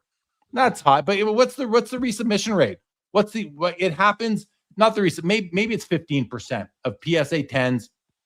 And that's probably even still high. My point is that people resubmit. They crack and resubmit for a reason. Why? Because they have success. How many PSA 10s used to be in a PSA 9 Think about holder? it. Now you don't even have to crack and submit, because now you can just get on that dealer list. You can buy it right off directly from PSA, and you can just ask them, excuse me, could you kindly turn my 9s into 10s before I get them? 50% rate. It's worth the try. Oh, and go ahead and upcharge me because I love the insurance. Right. But I mean, it's happening. Again, people who buy PSA 10s or PSA 9s that used to be 8s or 8s that used to be 7s, people who buy these cards in these grades without even looking at the card, all they care about is the slab, are a different breed. Well, they're the common breed. They are, because a lot of people just want the PSA 10s and they only collect PSA 10s, and you look at their cards and they're off center. And right from the get-go, you got them 80-20. I'm going like, how is that a 10? It's like I could collect dogs. I could have 10 dogs in my house, or I can collect dog shit. Are you drinking tonight? Because you're funny as hell tonight. Well, it's because the Kool-Aid is strong in the hobby. It's so strong that people don't even know that they've been drinking it. But that's just the fact. That is fact. And why is it fact? Because grading is a human opinion. And PSA, and I'm sure other grading companies, when they are challenged on their inconsistency, they say, well, it's an opinion. That's their out. Where's AI? Isn't AI everywhere right now? AI is the biggest thing ever right now. Where is it for the grades? Is it coming? Is it here? Well, we've already had companies using computers to grade, whether it's AI or machine learning, whatever. I think it is coming. I think it's there in many ways. I think that eventually consistent computer-driven grading with human verification on the back end, that's the future. That's the future. And at that point, people will realize that's when we're going to have a monumental shift in this hobby, and the values assigned to PSA slabs are going to take a beating. And that might be 2 years away. It might be 20 years away. But that moment is coming because Blockbuster was never going anywhere. Taxi cab companies were never going. They went the other way. They are gone. And unless PSA can produce consistent grades, they will go away eventually too. Now, it's not going to happen overnight. Obviously, they're too big, but it can happen, guys. It can happen. And tune back into this show. We're in 2025 right now, 2045. You might want to watch this episode and say, he called it, because I would bet it. I would bet on that eventually, unless they can produce consistent grades, which then compromises all of their historical, all 95 million of the cards they've ever graded PSA. As of December 3rd, PSA in the history of their company have graded 95,936,141 cards. Those all become compromised once they can They're be already consistent. compromised though, Well, because but they Petty, changed. No, they're not. Since They're the not beginning. compromised. They're not Well- compromised, Petty, because the Kool-Aid drinkers are paying the prices. Well, They're not compromised. Okay. You know what I mean? The market hasn't seen it as compromised. That's what I mean. They are certainly compromised. I mean, PSA 8s are not what they used to be. Well, exactly. Standards, Eben, standards go like this. Not this. Listen, they changed their documented standards a year ago, but the adherence to the standards ebbs and flows. It's just like changing the pricing or turnaround times is a lever to control their inflow, so that they, to control the demand for their services. So is adherence to standards. I've seen it firsthand. I've seen it. Yep.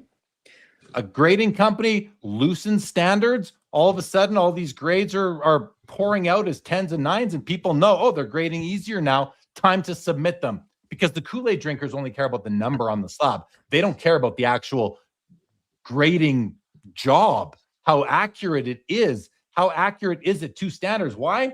Because was it you or someone was recently saying it very loudly? Oh, it was Mangini. There is no difference between a PSA 9 and a 10. You cannot see the difference. Obviously. Now, I'm not going to say there is no difference, because there might be, because the grading pyramid is like this. It's a pyramid. At the 10 level, there is a narrow gap, or a narrow range of condition at the top. And as you go down, that range of condition expands. That's why you can buy beautiful PSA 1s that look like 7s, but they have a hairline crease somewhere or a pinhole. I mean, yeah, those aren't great things, but those are, or a little paper loss on the back, just a tad. Doesn't compromise eye appeal and the beauty of the card so much. Anyway, it's that grading pyramid. That's why 9s and 10s are so close. And that's why, to the naked eye, you can't even notice it. You can't. But people don't care. Mangini said the other day, there's no such thing higher than mint. It's mint. Gem mint, these are all made up things, gem mint and pristine. Now, I don't know that I completely 100% agree. I hear where he's coming from, but I think that there can be, if you lower mint, there can be something that's better than mint. And PSA lowered mint to a 9 and made a 10. So, being gem mint. And they don't have anything stronger than that, where Beckett has the pristine, the black label. The biggest scam going on in the hobby is the black label. That to me is, if you think you can't tell the difference between a 9 and a 10, try to tell the difference between a BGS 10 and a BGS 10 black label. We're going to find out there's going to be black labels everywhere. Every BGS 10 that is not a black label is only 0.5 away from being a black label, because every BGS 10 has 3 10s and a 9.5. Otherwise, it's a 9.5. I love when you see someone says it's a BGS 10, 0.5 away from black label. Every BGS 10 is 0.5 away from a black label.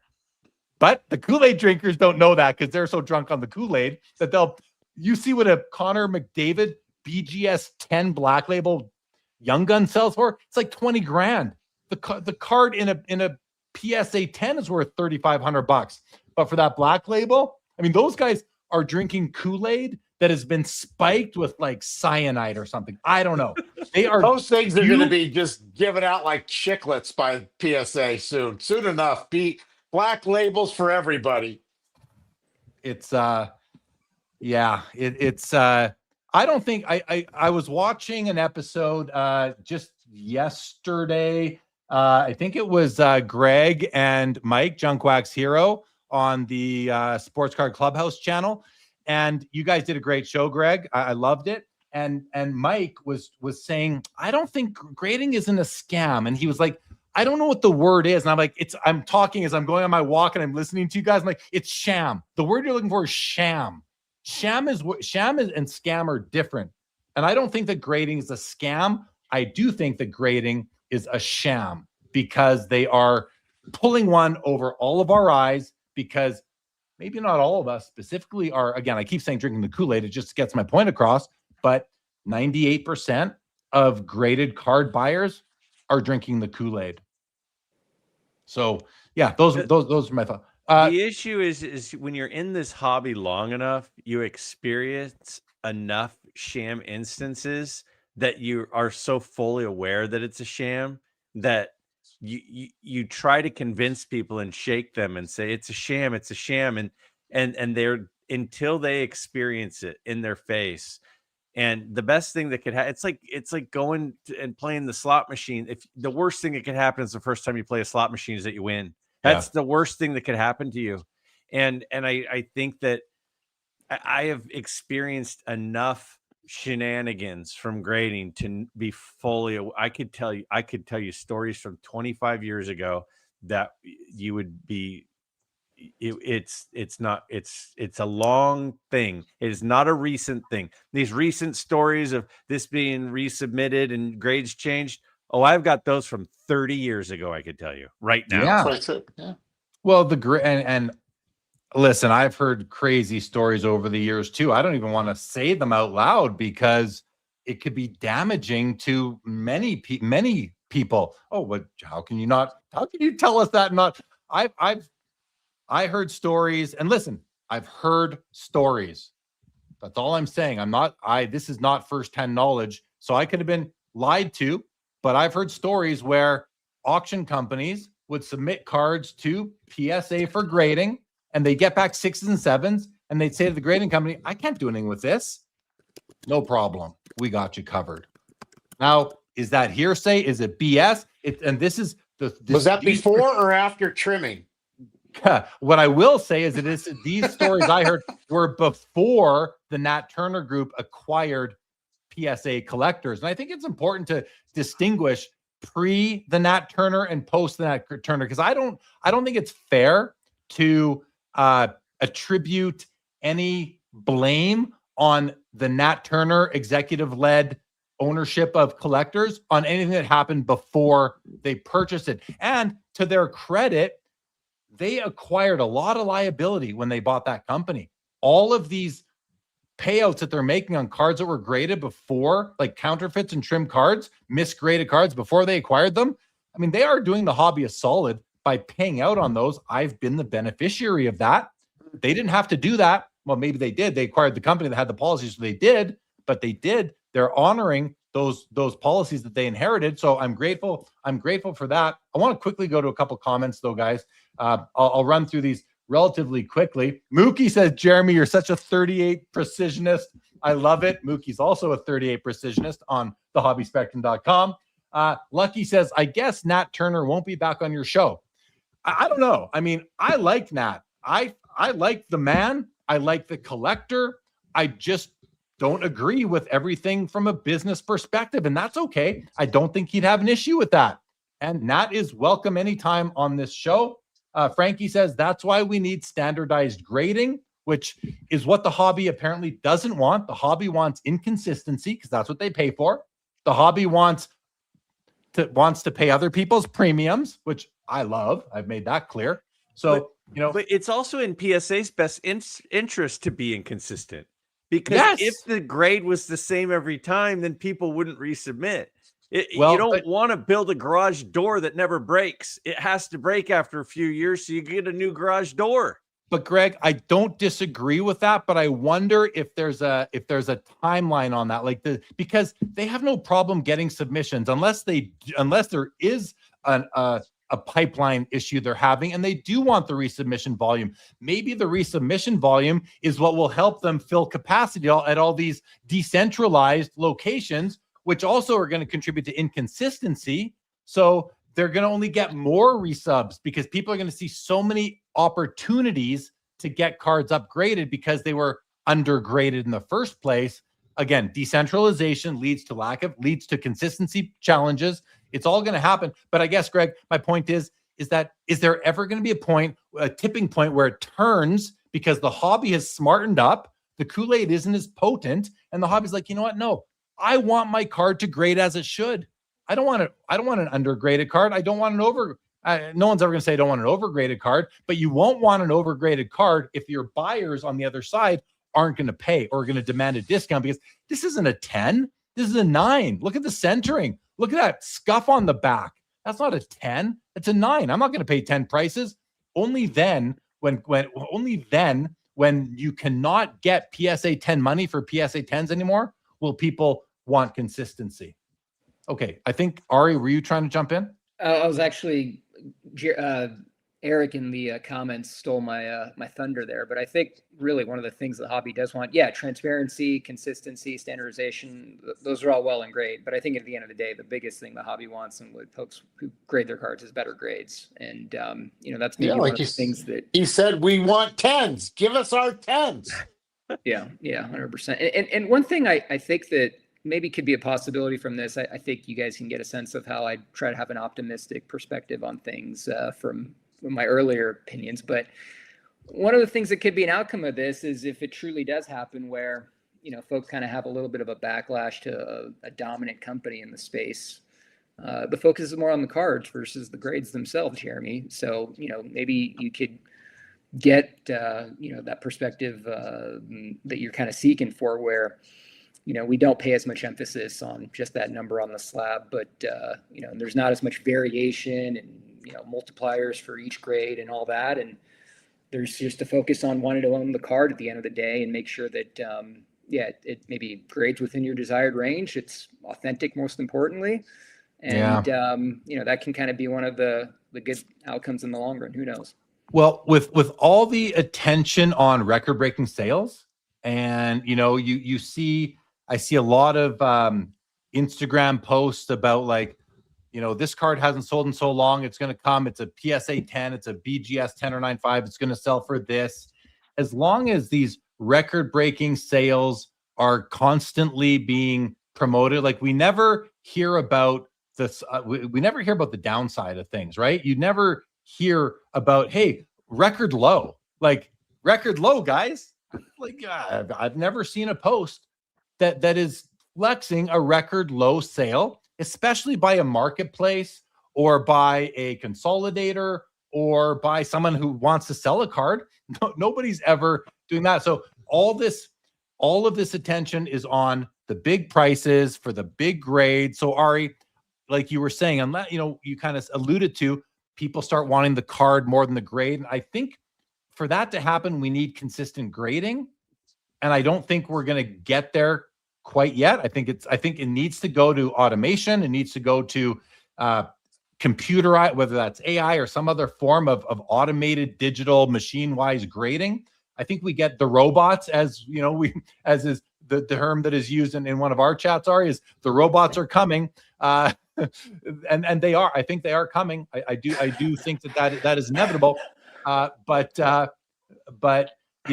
again, as long as the Kool-Aid is being drank and we don't have consistent grading, I don't have much faith in humanity that they're going to get past just the grade on the slab. I think more people. Well, I think the more we talk about it, though, it's starting to go to our favor. I said, Eddie, the Kool-Aid tap has been turned a little bit. It's turned off a little bit, but like if there are 360 degrees in a circle and it was on full throttle 360 for the past 5 years, now it's maybe like 357.5. It's come back. All we could do is keep trying. You know what? And I'm not going to stop talking about it. I know. Like, I'm not going to stop talking about it. appreciate you. A lot of other people won't stop talking about it.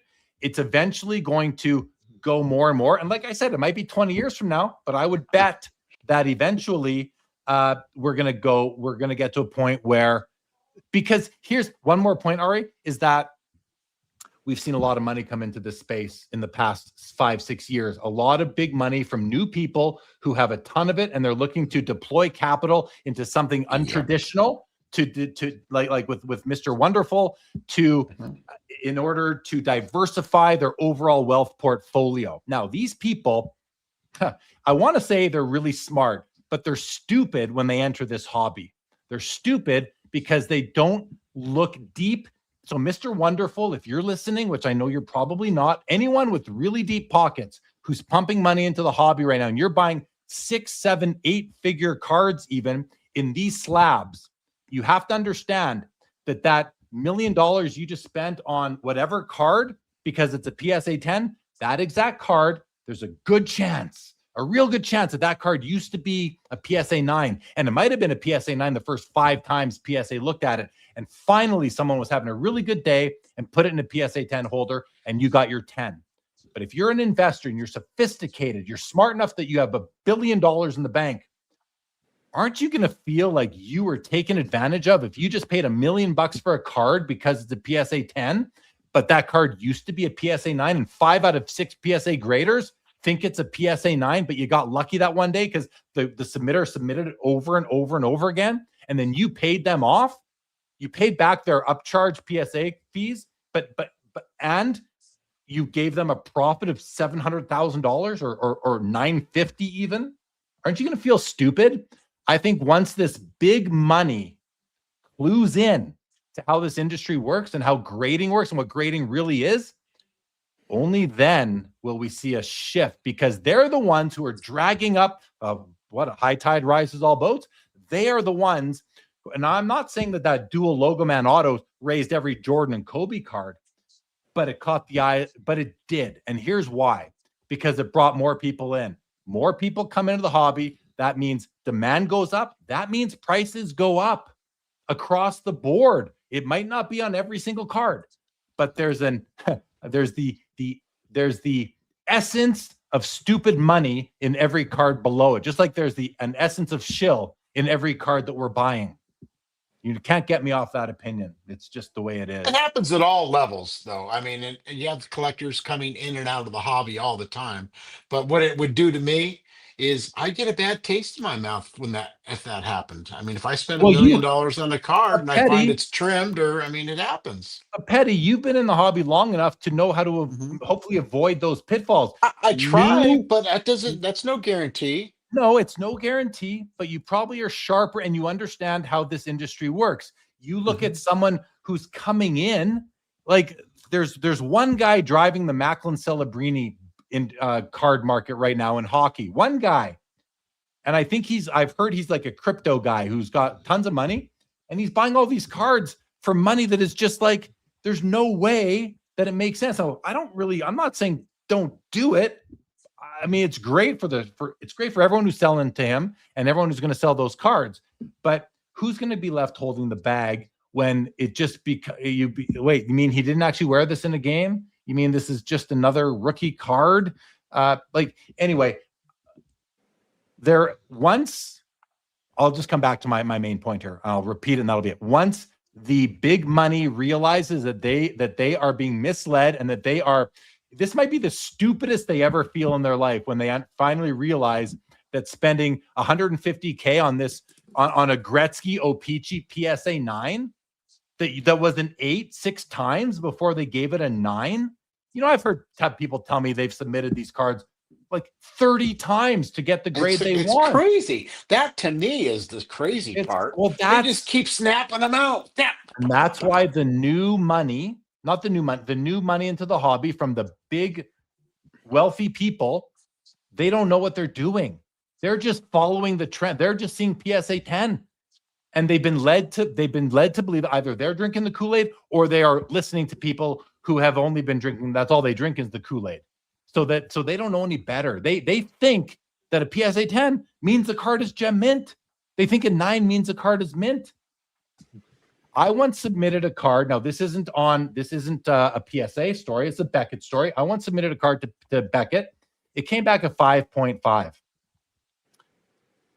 I then submitted it to Beckett again. And I submitted it at card show. So it came back at 5.5 in a soft sleeve, pre-grade or whatever they call it. Raw card review. Raw card review. Thank you, Ari. I came back at 5.5. I thought, I don't know about that.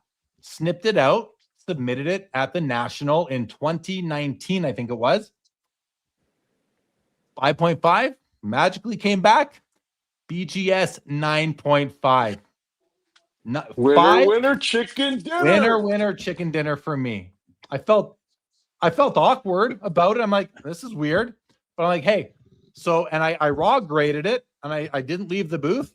I was like, and I was thinking I was going to maybe see a 5.5 again, maybe because like they graded it once a 5.5. Shouldn't they grade it a 5.5 every time?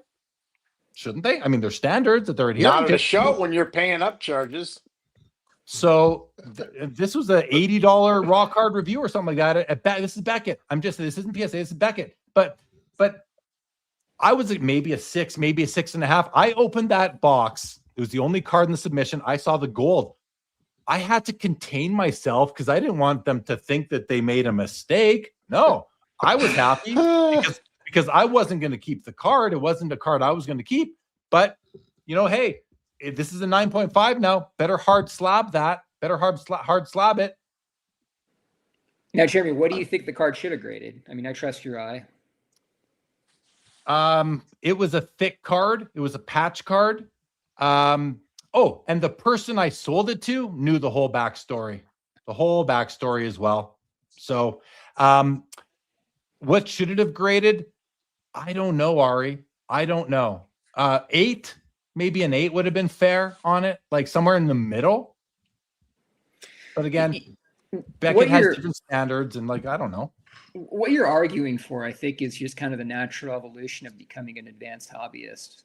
And I think that if for anyone who wants to spend any significant money in this space, I urge them to learn these finer nuances, such as what you're talking about here, versus, getting burned and having to leave, holding a bag, whatever analogy you want to use. And, we've had a lot of people join this space in the last few years.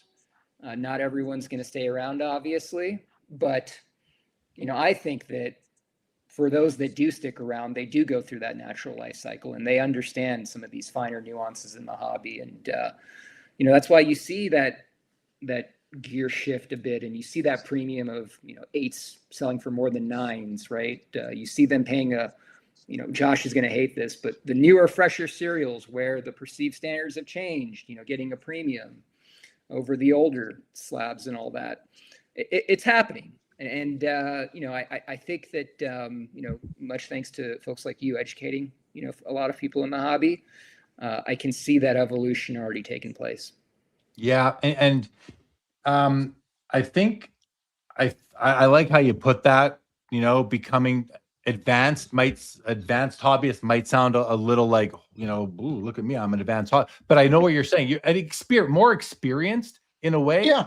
You get beat up so many times that, eventually you figure it out. How long you gonna take it for? Some of this new big money coming in, they're gonna, once they realize that they're not gonna be cutting those checks so quick.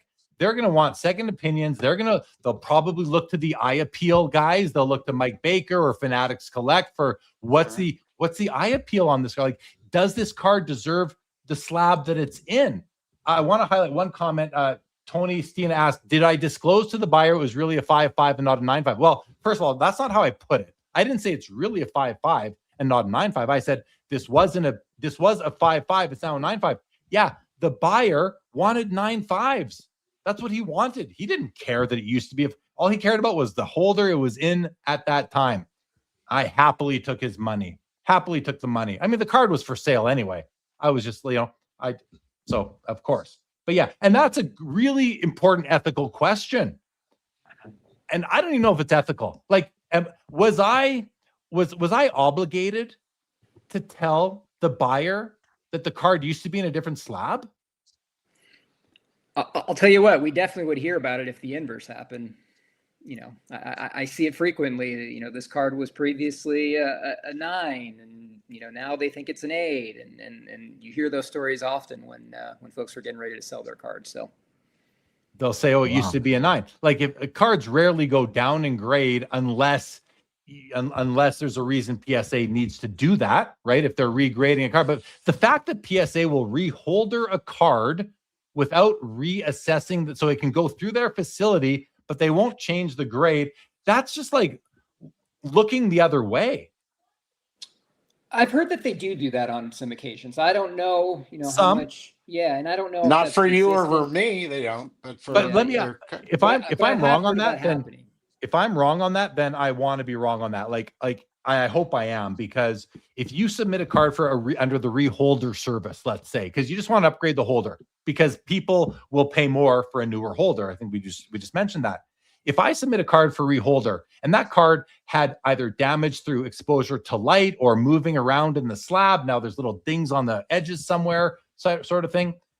If I submit that card for a reholder, it's in a 10 holder, but it's clearly not a 10 anymore.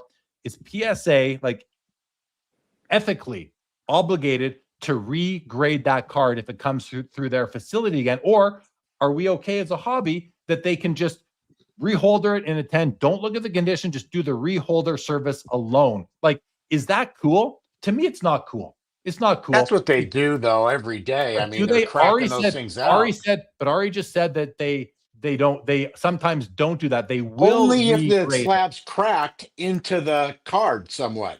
If it's damaged, the case, and it doesn't affect the card, they're just gonna put it in a new case. But if the crack got into the card, maybe even if it's not damaged, Right, but they'll what cut about it out and they will regrade it.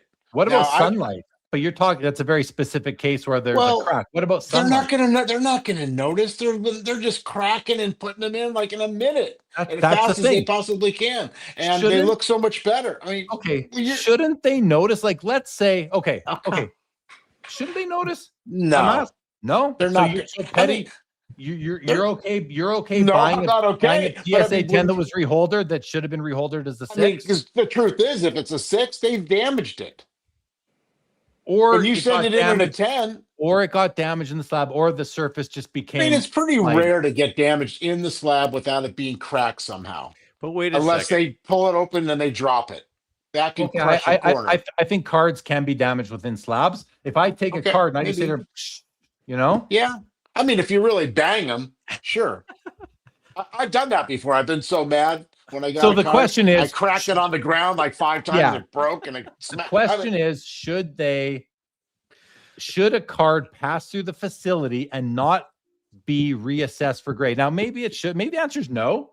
I think Well- because you're not paying for it, so they're not going to grade it unless you're paying for the grade. But should they even reholder cards then? I mean, they're reholdering so many cards that are like PSA 7s. They look like 5s maybe now today, but yet they put them in the new holder. They still say 7 on them, and they look better in the new slabs. The old slabs are faded or The whatever. slab looks better, sure. I mean, so I don't know. I mean, Yeah. should they? Probably not. I mean, but you're not paying for them Okay. to Let's go to regrade it. Ari for a sec, and then we'll go to Greg.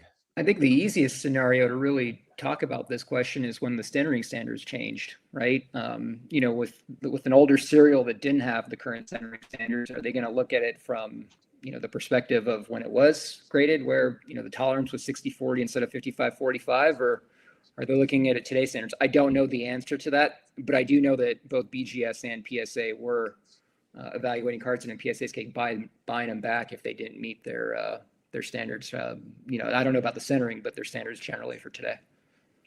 Well, Interesting. that's good to hear, right? If you're going to change your standards, you should be compensating cards that were overgraded in the past. I don't know Well, if that's if- all. if You're gonna make a that's point there. that's a huge potential liability, and going public, they have to disclose all these contingent liabilities that are out there. And maybe acquiring Beckett's a good way to satisfy the investment bankers. Yeah, we've got this contingent liability because we changed our standards. So now something that had 60/40 centering that was a 10 now wouldn't be a 10 because it's 60 because our standards are 55/45. So if anyone submits these, we're going to have to pay out. Although That insurance policy could go up. but we cap our payouts. Remember, we cap it at like what is it, 250 or 250 per card and 500 lifetime. So the big buyers they're gonna use up those potential insurance payouts pretty quickly. So our risk is really limited. But hey, don't worry, we bought Beckett and eliminated half the competition anyway. So we're still a good target for IPO. You still want to offer our shares to your buyers, to your investors. Yeah. You had to get that in, Jeremy. You had to, huh? Well, I think it's all related, right? It's all part of the overall picture, the texture of this whole thing. Greg, you wanted to jump in. It's old news at this point, but I was thinking about cards that had in the past been not them being damaged while in the holder. And I do think Sunlight is one of them, but I mean, Orlando did a video one time about a card that was soaked out of a scrapbook, and then the card got slabbed, and then over time the glue residue started turning color, and you could tell that it was soaked because there was staining on the back that came back over time. And so there are times where that happens, and because of that, I am with you, Jeremy, that I don't think that a card should go through and they just go, oh well, look at this, we gave it a 7 years ago, even though it looks like a 2. We'll just keep the 7. I'm not cool with that. I think You have if it kids goes, doing this, though. I mean, we would, in a perfect world, we could do a lot of things to change. This is the least of the worries. Petty, for PSA. and Greg, to you too, it's like, okay, so you own a restaurant and the inspector, the health inspector comes in, and he's inspecting, the cleanliness of your grill, and he's looking at your meat, and okay, the meat's good. Okay. Now you leave that meat sitting out for 5 days, it goes bad. The inspector comes back. It's the same meat, but it's no good anymore. But it's the same meat that I blessed last week. So I got to say it's still good. Like, that's what they're doing. right? Yeah. I agree with you. Now the meat can kill you and a card can't kill you. But if you boil it down to the simple essence of the situation, the card isn't the same as it was before. It can't kill you, but it can hurt you financially, because your next buyer might say, I'm not paying you PSA 7 prices for this card. Why would I pay that? This card looks like a 3 or a 4 or 5 or 6 even. I'll pay you those prices. I agree. And the argument of a kid being the person in charge of it, this is a multi-billion-dollar company. That's not an excuse. That's their problem. Like, we're talking about big money on things, and them saying, well, I'm just hiring, UC Irvine students who are down the road to come up here and grade cards on weekends. Like, that's not an excuse. People are paying good money. There's big money going into this. We can't just chalk it up to, it's a kid, it's not his fault. No, if the card is now a 2 and you go to reslab it, you can't look in the mirror in the morning and put an 8 on it. You have to change it. You have to do that. Has to be part of the process. If you want it reslabbed, it also gets regraded. But wow, Greg, let's go. That's then $10 extra. But then you have to make an insurance payout, because so that's going to hurt the IPO. That is going to hurt the IPO. Let's You're hear from already Ari. taking money out of Nat's pocket. Let's go back to Ari for a sec. I'm going to counter Craig on that one, or Greg on that one. If they're recertifying that with the same serial as when it was initially graded, then they should honor that grade as long as there is no damage incurred to the card. There hasn't been anything that's changed the card's condition in that case, because it was graded based on their standards and perspective at that time. And we've talked about how, the standards have changed over time. But if they were giving a new serial to it, then I can completely understand your perspective of, okay, well, it's being assessed from today's perspective relative. But they're not. It's the same serial number they're putting on it. Yeah, which I think, and I think that and they should be consistent with honoring that grade from that time period. That's I don't. Right thing to do. Ari, I hear what you're saying, especially that last bit that you say that's the right thing to do. I don't agree though, because you're misleading the market that is based on this comp economy that we have going on in the hobby right now, where it's all about comps, buying and selling. That's how cards are promoted based on comps. So it's misleading in the marketplace to be loyal to a grade that was given 30 years ago under different standards or different adherence to standards. So I can't get behind that. I do hear what you're saying. I get it. and maybe in some circumstances I would agree. But the fact that you can take a PSA 7 from today that was graded for the first time today and a PSA 7 that was graded for the first time 30 years ago, look at them and notice that they are different. At the same time, remembering, guys, the marketplace is on the Kool-Aid, so they don't really care about the difference. They're going to pay 7 prices for a card that wouldn't qualify as a 7 anymore today, and they're basing those decisions on the comps that they're seeing recently. That's why I don't like that position, or I don't agree with that position.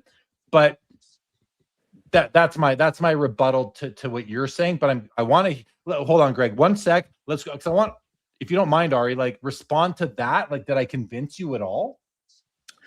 I'll just say that I think it may not be practical to buy all those old slabs that are graded on their old criteria relative to today's standards. If the card doesn't pass muster, yeah. I mean, Yeah. because I some hope of them it will. doesn't. But Well, people a are lot of- so many people. You hear all that. You've heard how many people make fun of eye appeal sticker companies. How many people make fun of why Me. do you need it? Let's right, grade the grade or grade the grade. But what you're now what you're now talking about, Petty, is exactly that. People should be willing to pay for a nicer card. I'm not saying you need someone to tell you it's nicer. Well, a little bit nicer. But Petty, obviously, a lot of people in this hobby, everyone's outsourced their judgment to some rando that you don't even know making $20 an hour. Everyone's outsourced their judgment. And Some Jeremy, I think guy that's who could that's a otherwise key be flipping point. burgers at McDonald's. right? The buyer of They those pay more. cards- McDonald's Go pays ahead, more, Ari. actually. Go ahead, Ari.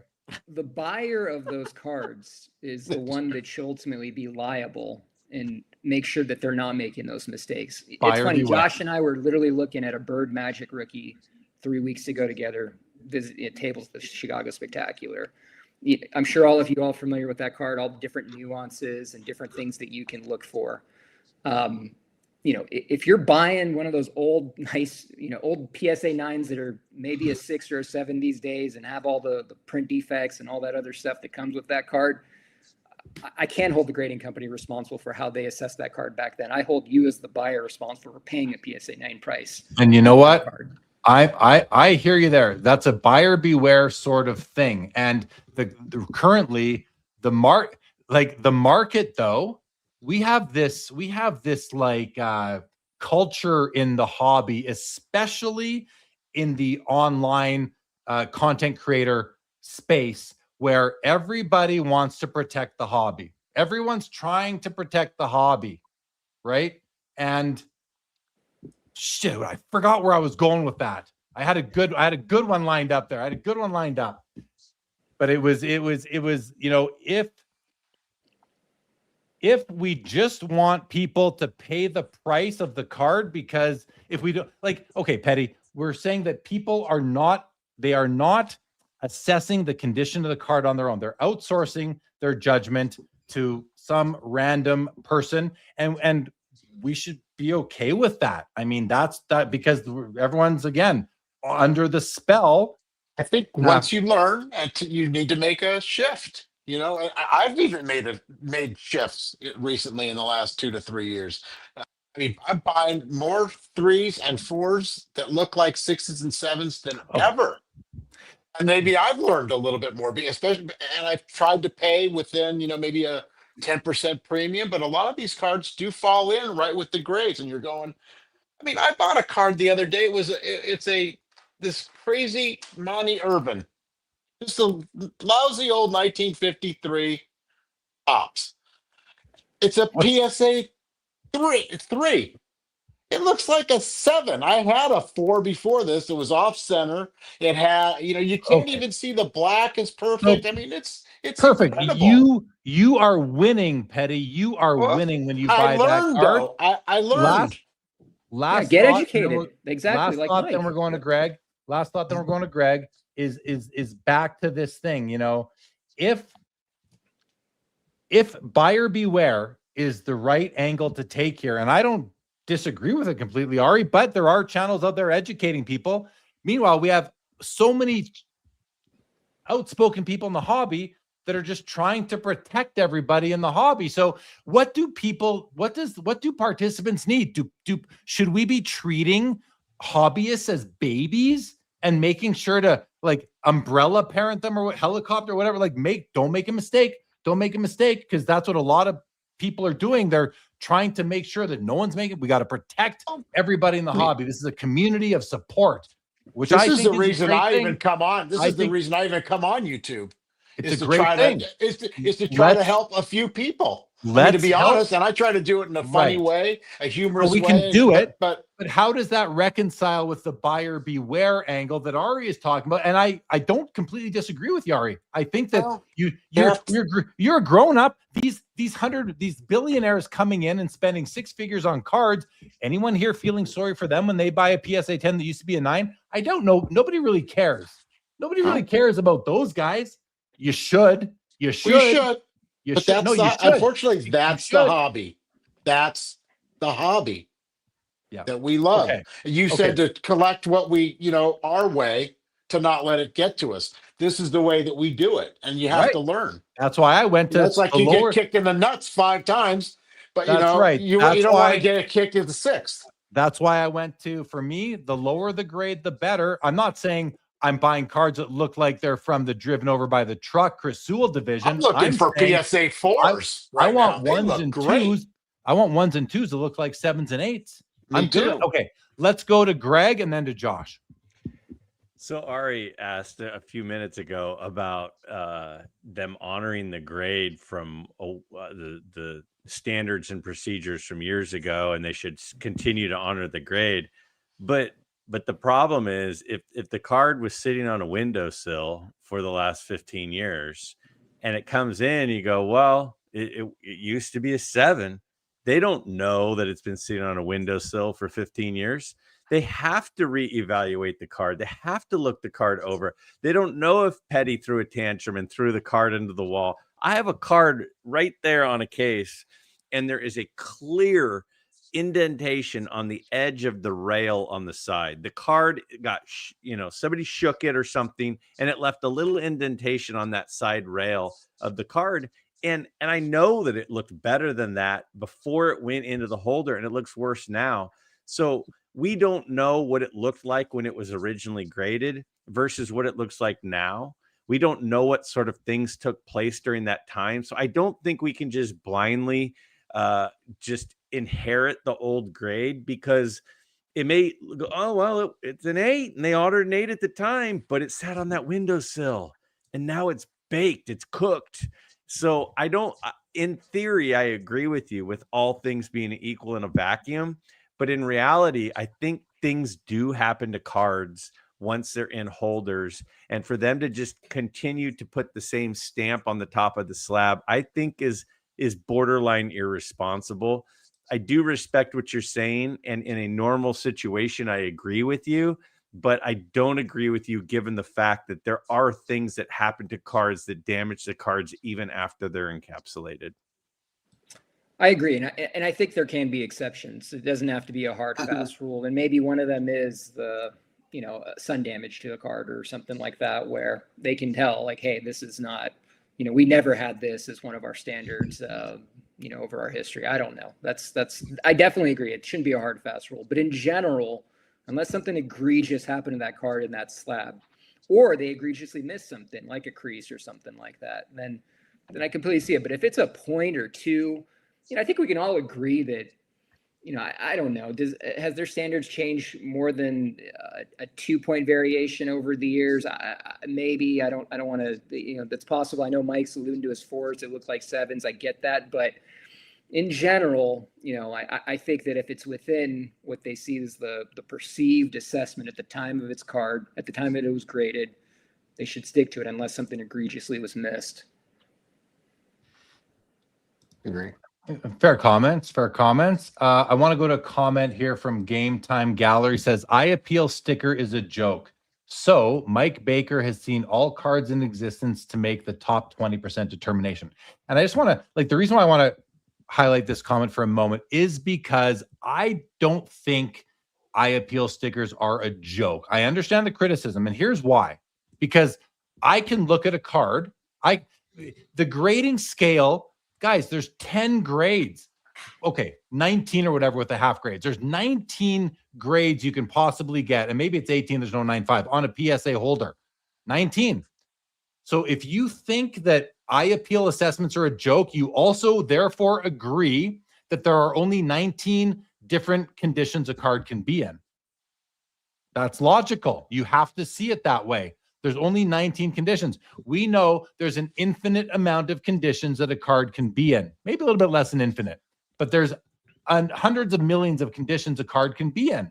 So what an eye appeal assessment does, or a casual observation that I make all the time and say, oh, this is strong for the grade. Is that because that comment, a sticker is just the physical representation of that comment I just made? Well, that's why it's ridiculous. But somehow people are buying them and they're going sky high. The hobby loves them. Hold on. But the point I'm making is that cards can be, again, not all PSA 8s are the same. Not all 9s are the same.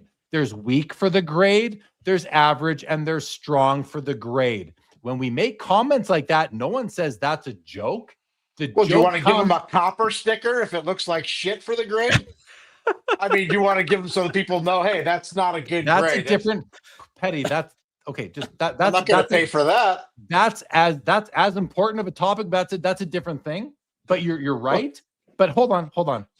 My point is that when anyone says or feels like it's a joke, it's not a joke. It's the physical representation of an opinion that says it is strong for the grade. Now, Game Time Gallery's comment that, has he seen all the cards to say top 20%? Obviously not. And the 20% is going to be an estimation.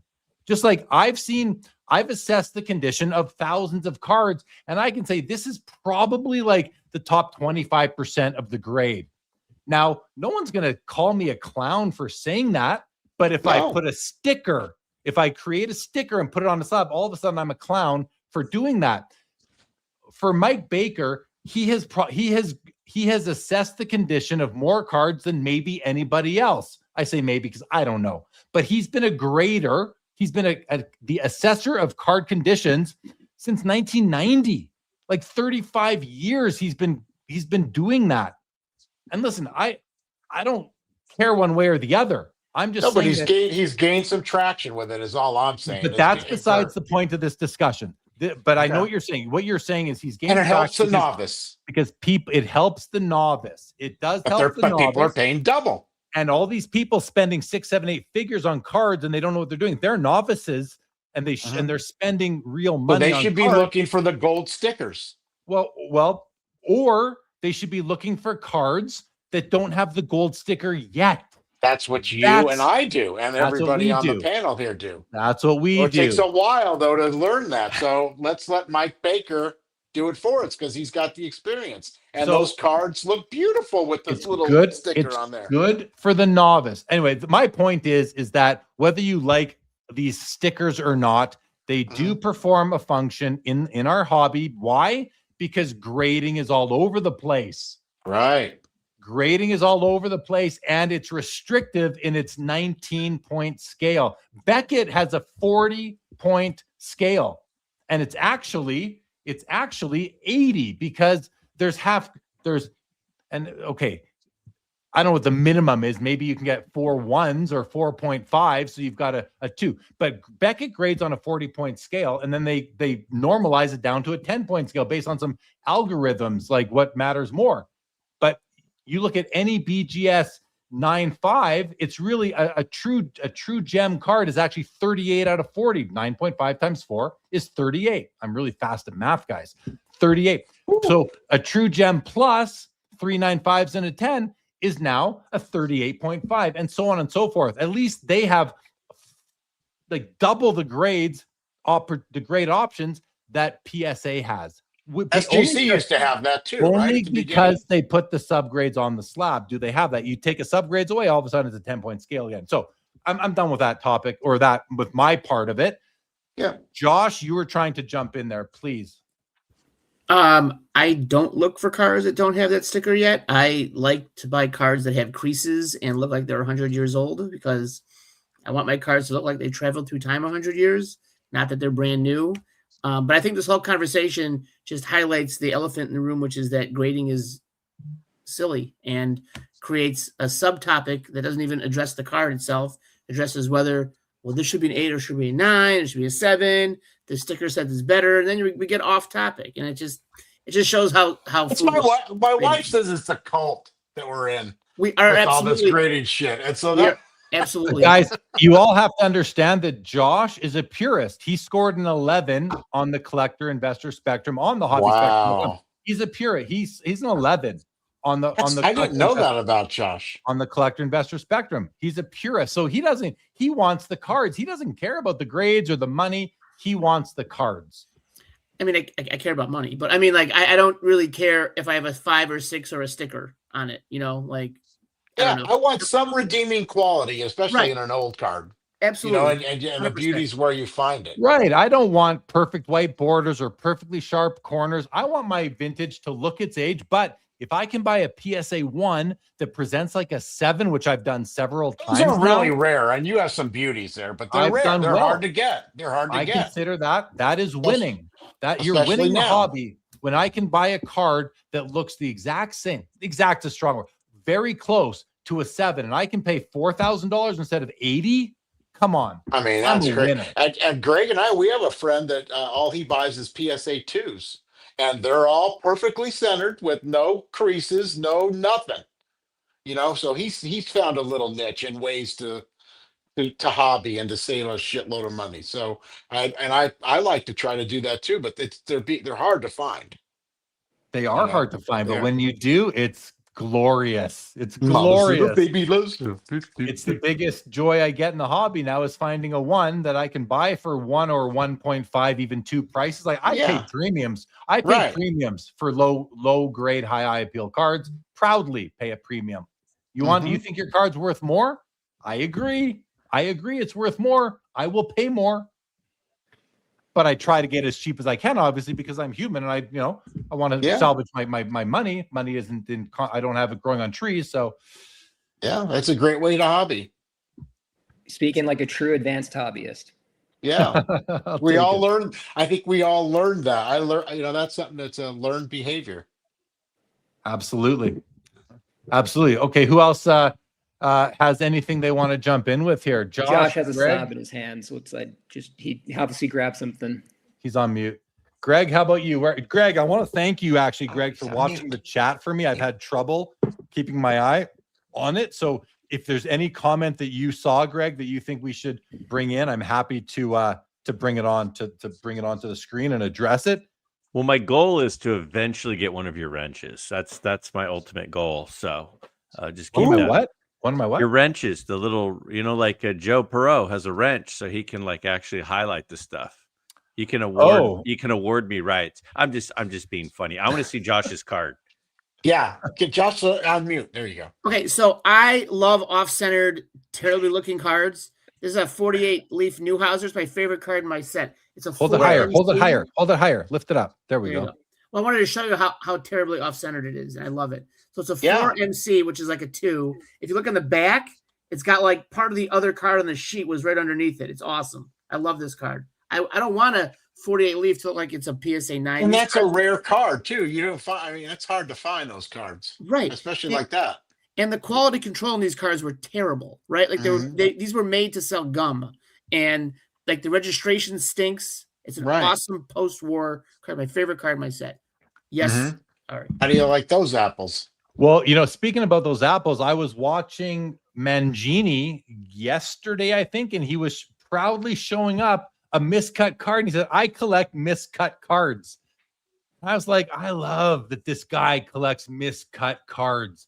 Show some love to the miscut cards. I personally don't collect them, don't want them, but I love that somebody out there wants and loves them. And that's not a criticism at all. Like No, whatever turns you on. I think that's so cool. We all can collect in our own way. You don't have to like whatever. I love that there's people out there that like what other people don't like. I just had to open up my phone for a second, guys. I got to share this meme This might make Nat never want to come on my show again. This is posted by Lamim James. I don't know if you got, I'll just highlight myself quickly. Oh, jeez. Oh. The three-headed girl, huh? Oh. At the high school dance. That's crazy. That is crazy.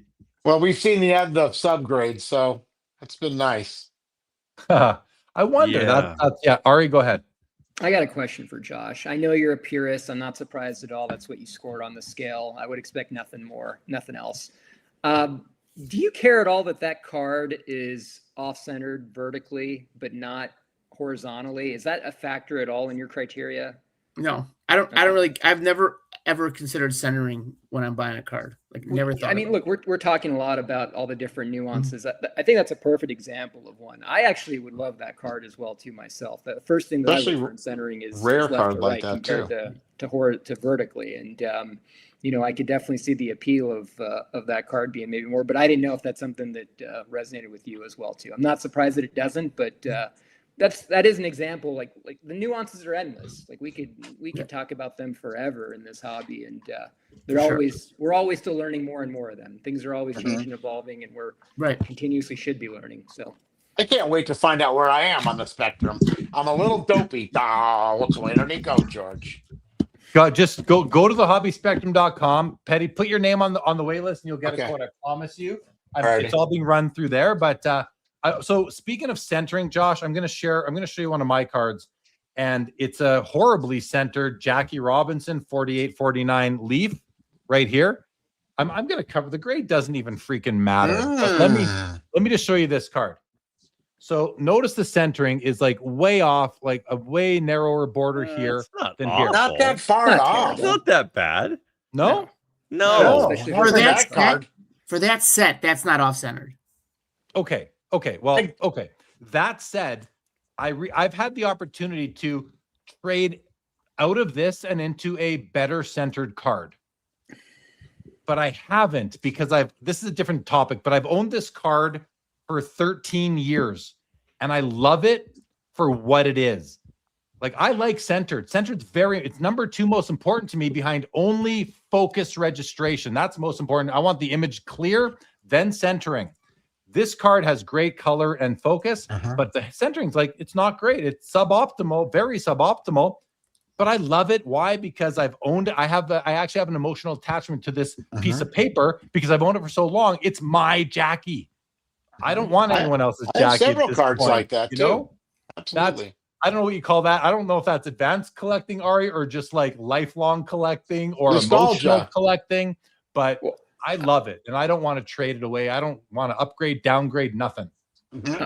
I'm the same way with you with first of significant cards. You know, some cards that I idolized as a kid that I acquired. You know, I've had multiple copies of them, but the first one that I got, you know, those are the ones that, I'll never part with. That will be last to part with, at least for me. So I can definitely, understand where you're coming from with that, Jeremy. Well, thank you. Brad's Vintage says, who cares on that, Jackie? Registration is king. I agree. Registration to me is king as well. Mookie says, Jeremy's way off is my well-centered. That's beautiful. Kinger here says the yellow hides the OC, outlier does not count. It doesn't have an OC. The grade, I'll tell you, it doesn't even matter, but it's a PSA 6. It's a very old label. So it's probably a 4 nowadays, right? Maybe. No, crack it out, and put it in a new folder. Let's see the back. Crack it. Let's see the back. If I crack it, it's going to get Not you. Send it to them. Send it to the 15-year-old kids. I meant to do that. There's the back of it. There's the back. It's gorgeous. I knew it was beautiful. It's nice. Yeah, it's amazing. It's amazing. But you'll be amazed how great it looks with the new holder and the pictures that come with it. Oh yeah. So PSAs get you. They get you coming and going, and it'll still be a 6. Yeah, I like it just the way it is. I'm good. There you go. You're a purist.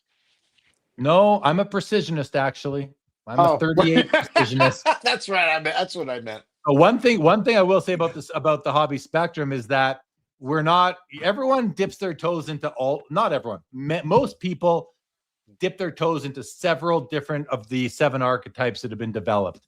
So it just depends how much, right? What's your dominant? My dominant archetype is the precisionist for sure. And the other thing is the more that you do, you send these in or whatever, you got the mail unless you go to a show or something like that, and you have the possibility they could damage it. Well, You just don't need. Yeah, you don't need it. You don't need. That's a big risk to me. I want to bring up Mark. I love this comment from Mark Stein. Says those cards were meant to be OC. Nothing wrong with that. Just part of its Charm. Exactly. I don't want my vintage cards to look like they were produced in the 2000s. Number one, I don't believe it. I think they're trimmed. Oh, here's a hot take, guys. Here's a hot take. Might get me in trouble. I don't know. I don't care. I don't believe there's any PSA 9 card from 1952 tops. I don't think there's any natural PSA 9s. Oh, okay, Josh. Yeah. Okay. You're gonna say so I thought you were going to say something. I will say I agree with you for the most part, but Mr. Mint found a huge case of 52 tops in Michigan in like 86 or 87, and there were some that popped out 9. So like I agree with you. After he was done with them. What's that? Maybe after he was done with them. That's a good point too, though. Mr. Mint was a slimy dude. Oh, he was like Edward Scissorhands. Absolutely. I met him a few times. Hey, that's my nickname. The nickname I gave Gary Moser. The way cards were produced back, like you just said, Josh, they were meant to sell gum. I don't believe that I think all these high grade PSA 9 and 10s on the set registry, all those guys are chasing trimmed cards, and they don't want to know that. They will deny it all day long. And I would too if I was there. I wouldn't want to admit that. I'd feel like the stupidest sucker on the face of the earth. But that's why, Greg, what do we like, Greg? Honest corners. I'm all about the honest corners. It's honest corners. Honest cards. I like honest cards. Corners, edges, the whole thing. The surface, no recoloring. I want honest cards. I call them sexy corners, Mike, because if they are uniformly worn, that's sexy. That's a sexy card right there. Exactly. But if you have different levels of wear on the corners of a card, it's just not symmetrical anymore. We're human. We like symmetry. I like the symmetry. But yeah, I don't believe any of these super high grade vintage pre-war. I just think they're all altered. They slipped through because this is what I've been trying to tell you. I never knew you believed this. Of course I believe all this. All these Petty. years. I've been watching you for 7 years. No, you haven't watched everything. I've never seen you this animated. You haven't seen everything, Petty. Passionate. You haven't seen everything then. You haven't seen everything. Hey, Petty, you just wait until we get to the bar at Strongsville. This is going to be a hoot. We'll loosen them up a little bit and we'll pry out more. Oh, my God. You ain't lived until you've been to Strongsville. Yeah, Chris C says, is there an archetype for keeping cards raw? There certainly is. There certainly is an art. Keeping cards raw fits into an archetype. Absolutely. It does. Absolutely. So, all right, guys, are we done here or what? We're 2 hours and 42 minutes in. I thought we were going to go for an hour. Holy, it was emergency. We went far past the purchase of Beckett. We went into all realms of grading and I got to tell you, because you're starting to wrap up. I had a blast tonight, and I am honored to be included. This was I can't believe how much fun this was. This was Jeremy, fun. Seriously, I have never seen you like this before, and it's been a pleasure. Well, I've been like this, Petty. I mean, listen, and I don't want to. I'd rather not be. I'd rather You love the hobby. We all love the hobby, or we wouldn't be here. And we're all passionate, and we're. I would just rather that I could look outwards at this hobby and feel like everything was being done with strong ethics and putting the customer and the hobby ahead of profit. That's so naive. It'll never happen. But I wish I could. It's not. This is a business, guys. This is a business. This is a hobby but the hobby is a part of the industry. The industry oversees it all. So all of us hobby, we complain so much about everything: overpriced cards, inconsistent grading, shady marketplaces. We complain about all this stuff, but you choose to collect things that can upset you and frustrate you. You do. Well, there's ways to collect that you can just avoid it all. My wife told me this 5 years ago. If you're going to get upset collecting cards and sending them through the mail when you lose them or whatever like that, don't collect anymore. That's right. That was Petty, my turning point. I don't get pissed anymore like I used to. And that's what I've been saying about the whole shill bidding thing. The only way to protect yourself from all shill bidding, if impact, is to stop buying cards, because there is an essence of shill. Bid. There is an essence of shill in every card now, because the prices are based on comps, and comps are based on many times on shilled auctions. So you don't want to be impacted by any of this. You got to stop. Like, I look at my my card collection, and I know I've got some fake patches. I've got some trimmed cards and PSA slabs. I've got some misgraded cards. I've got all these things. Fake relics everywhere. Fake. If I'm not willing to have that, I have to stop collecting and sell everything. And then sports cards is my lifestyle. So I can't stop. I'm not going to stop. Can't stop, won't stop. I'm not stopping. So you have to take that little bit of leap of faith and say, you know what? You do. How much are you as a collector willing to tolerate in the hobby, as far as the bad actors, the negative impact on card values or card condition, inconsistent grading, manipulated? All we can do is continue to bring these things up, and when at certain times, like we are tonight, and we're going to try to move past it. I mean, none of us are going to quit collecting. We are going to continue on the path. Some people might. They might, and I can't even say, because it hurts to be taken advantage of like that. When you know that you're the fool at the table. Well, that's why these mega rich guys are going to feel that way, and that could it's anybody. It could be anybody. If it's $50 to somebody that they get a bad taste in their mouth, or over a break, they pay $500 to Arenas Club or to Power Pack, and they get a Pokemon PSA 10 that used to be a 9. Ari, go ahead. I was just going to say, I just hope that doesn't dissuade folks, and just to look at it as a learning experience, right? It's going to happen at some point. That's why, right. And that's why being educated, being informed, listening. Not every hit is a home run. Not every hit is a home run. Listening to experienced collectors, trying to mitigate some of the risk that you might be otherwise taking can definitely help. Anyone else have any final parting comments here? Josh? No? Greg? Again, this was so much fun. We'll see how the fallout continues, but this was a fun discussion with some good guys, so I appreciate you including me. Absolutely. Thank you for joining, Ari. I have one thing to say.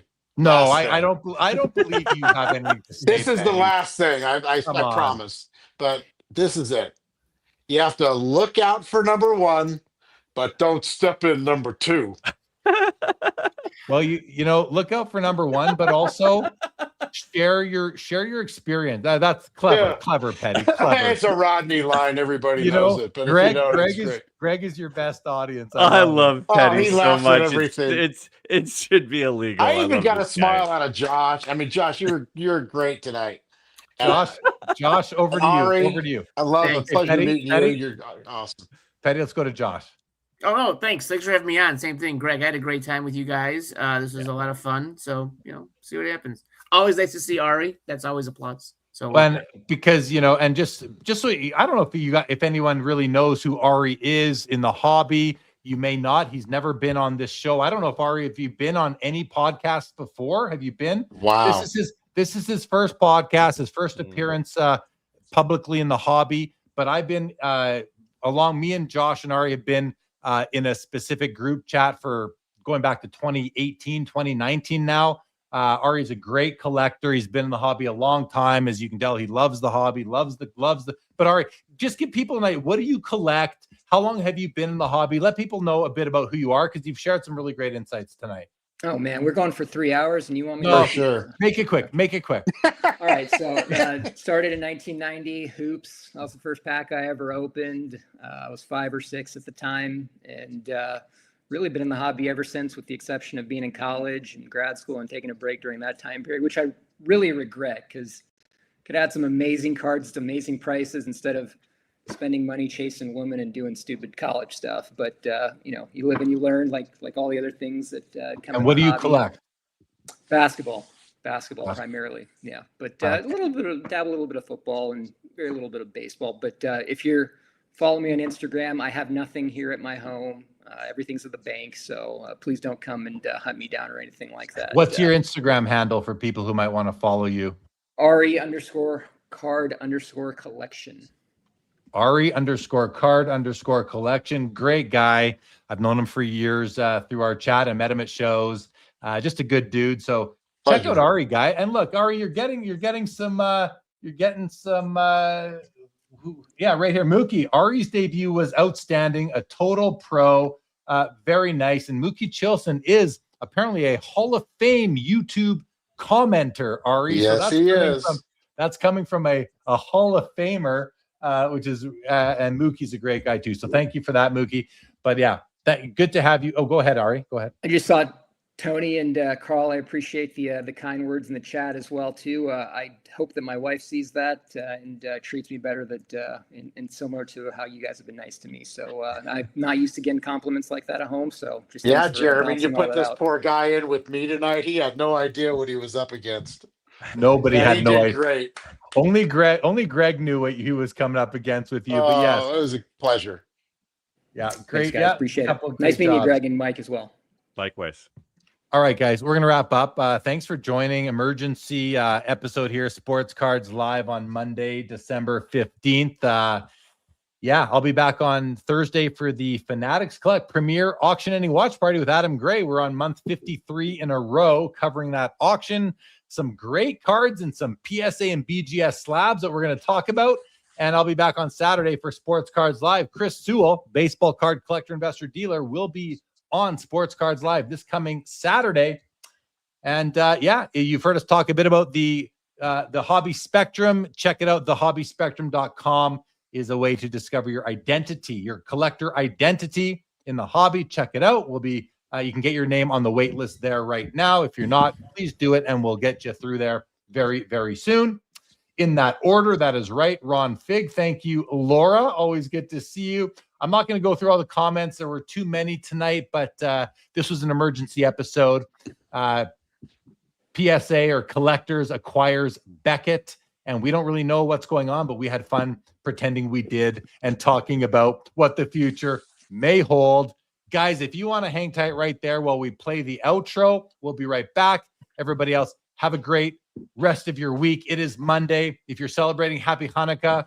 And I also want to just make comment, and Thorson did it. While we're upset about cards, thoughts and prayers to those affected by senseless hate in Sydney and Rhode Island in the last few days, and Rob Reiner and his wife being murdered by their kid is absolutely crazy.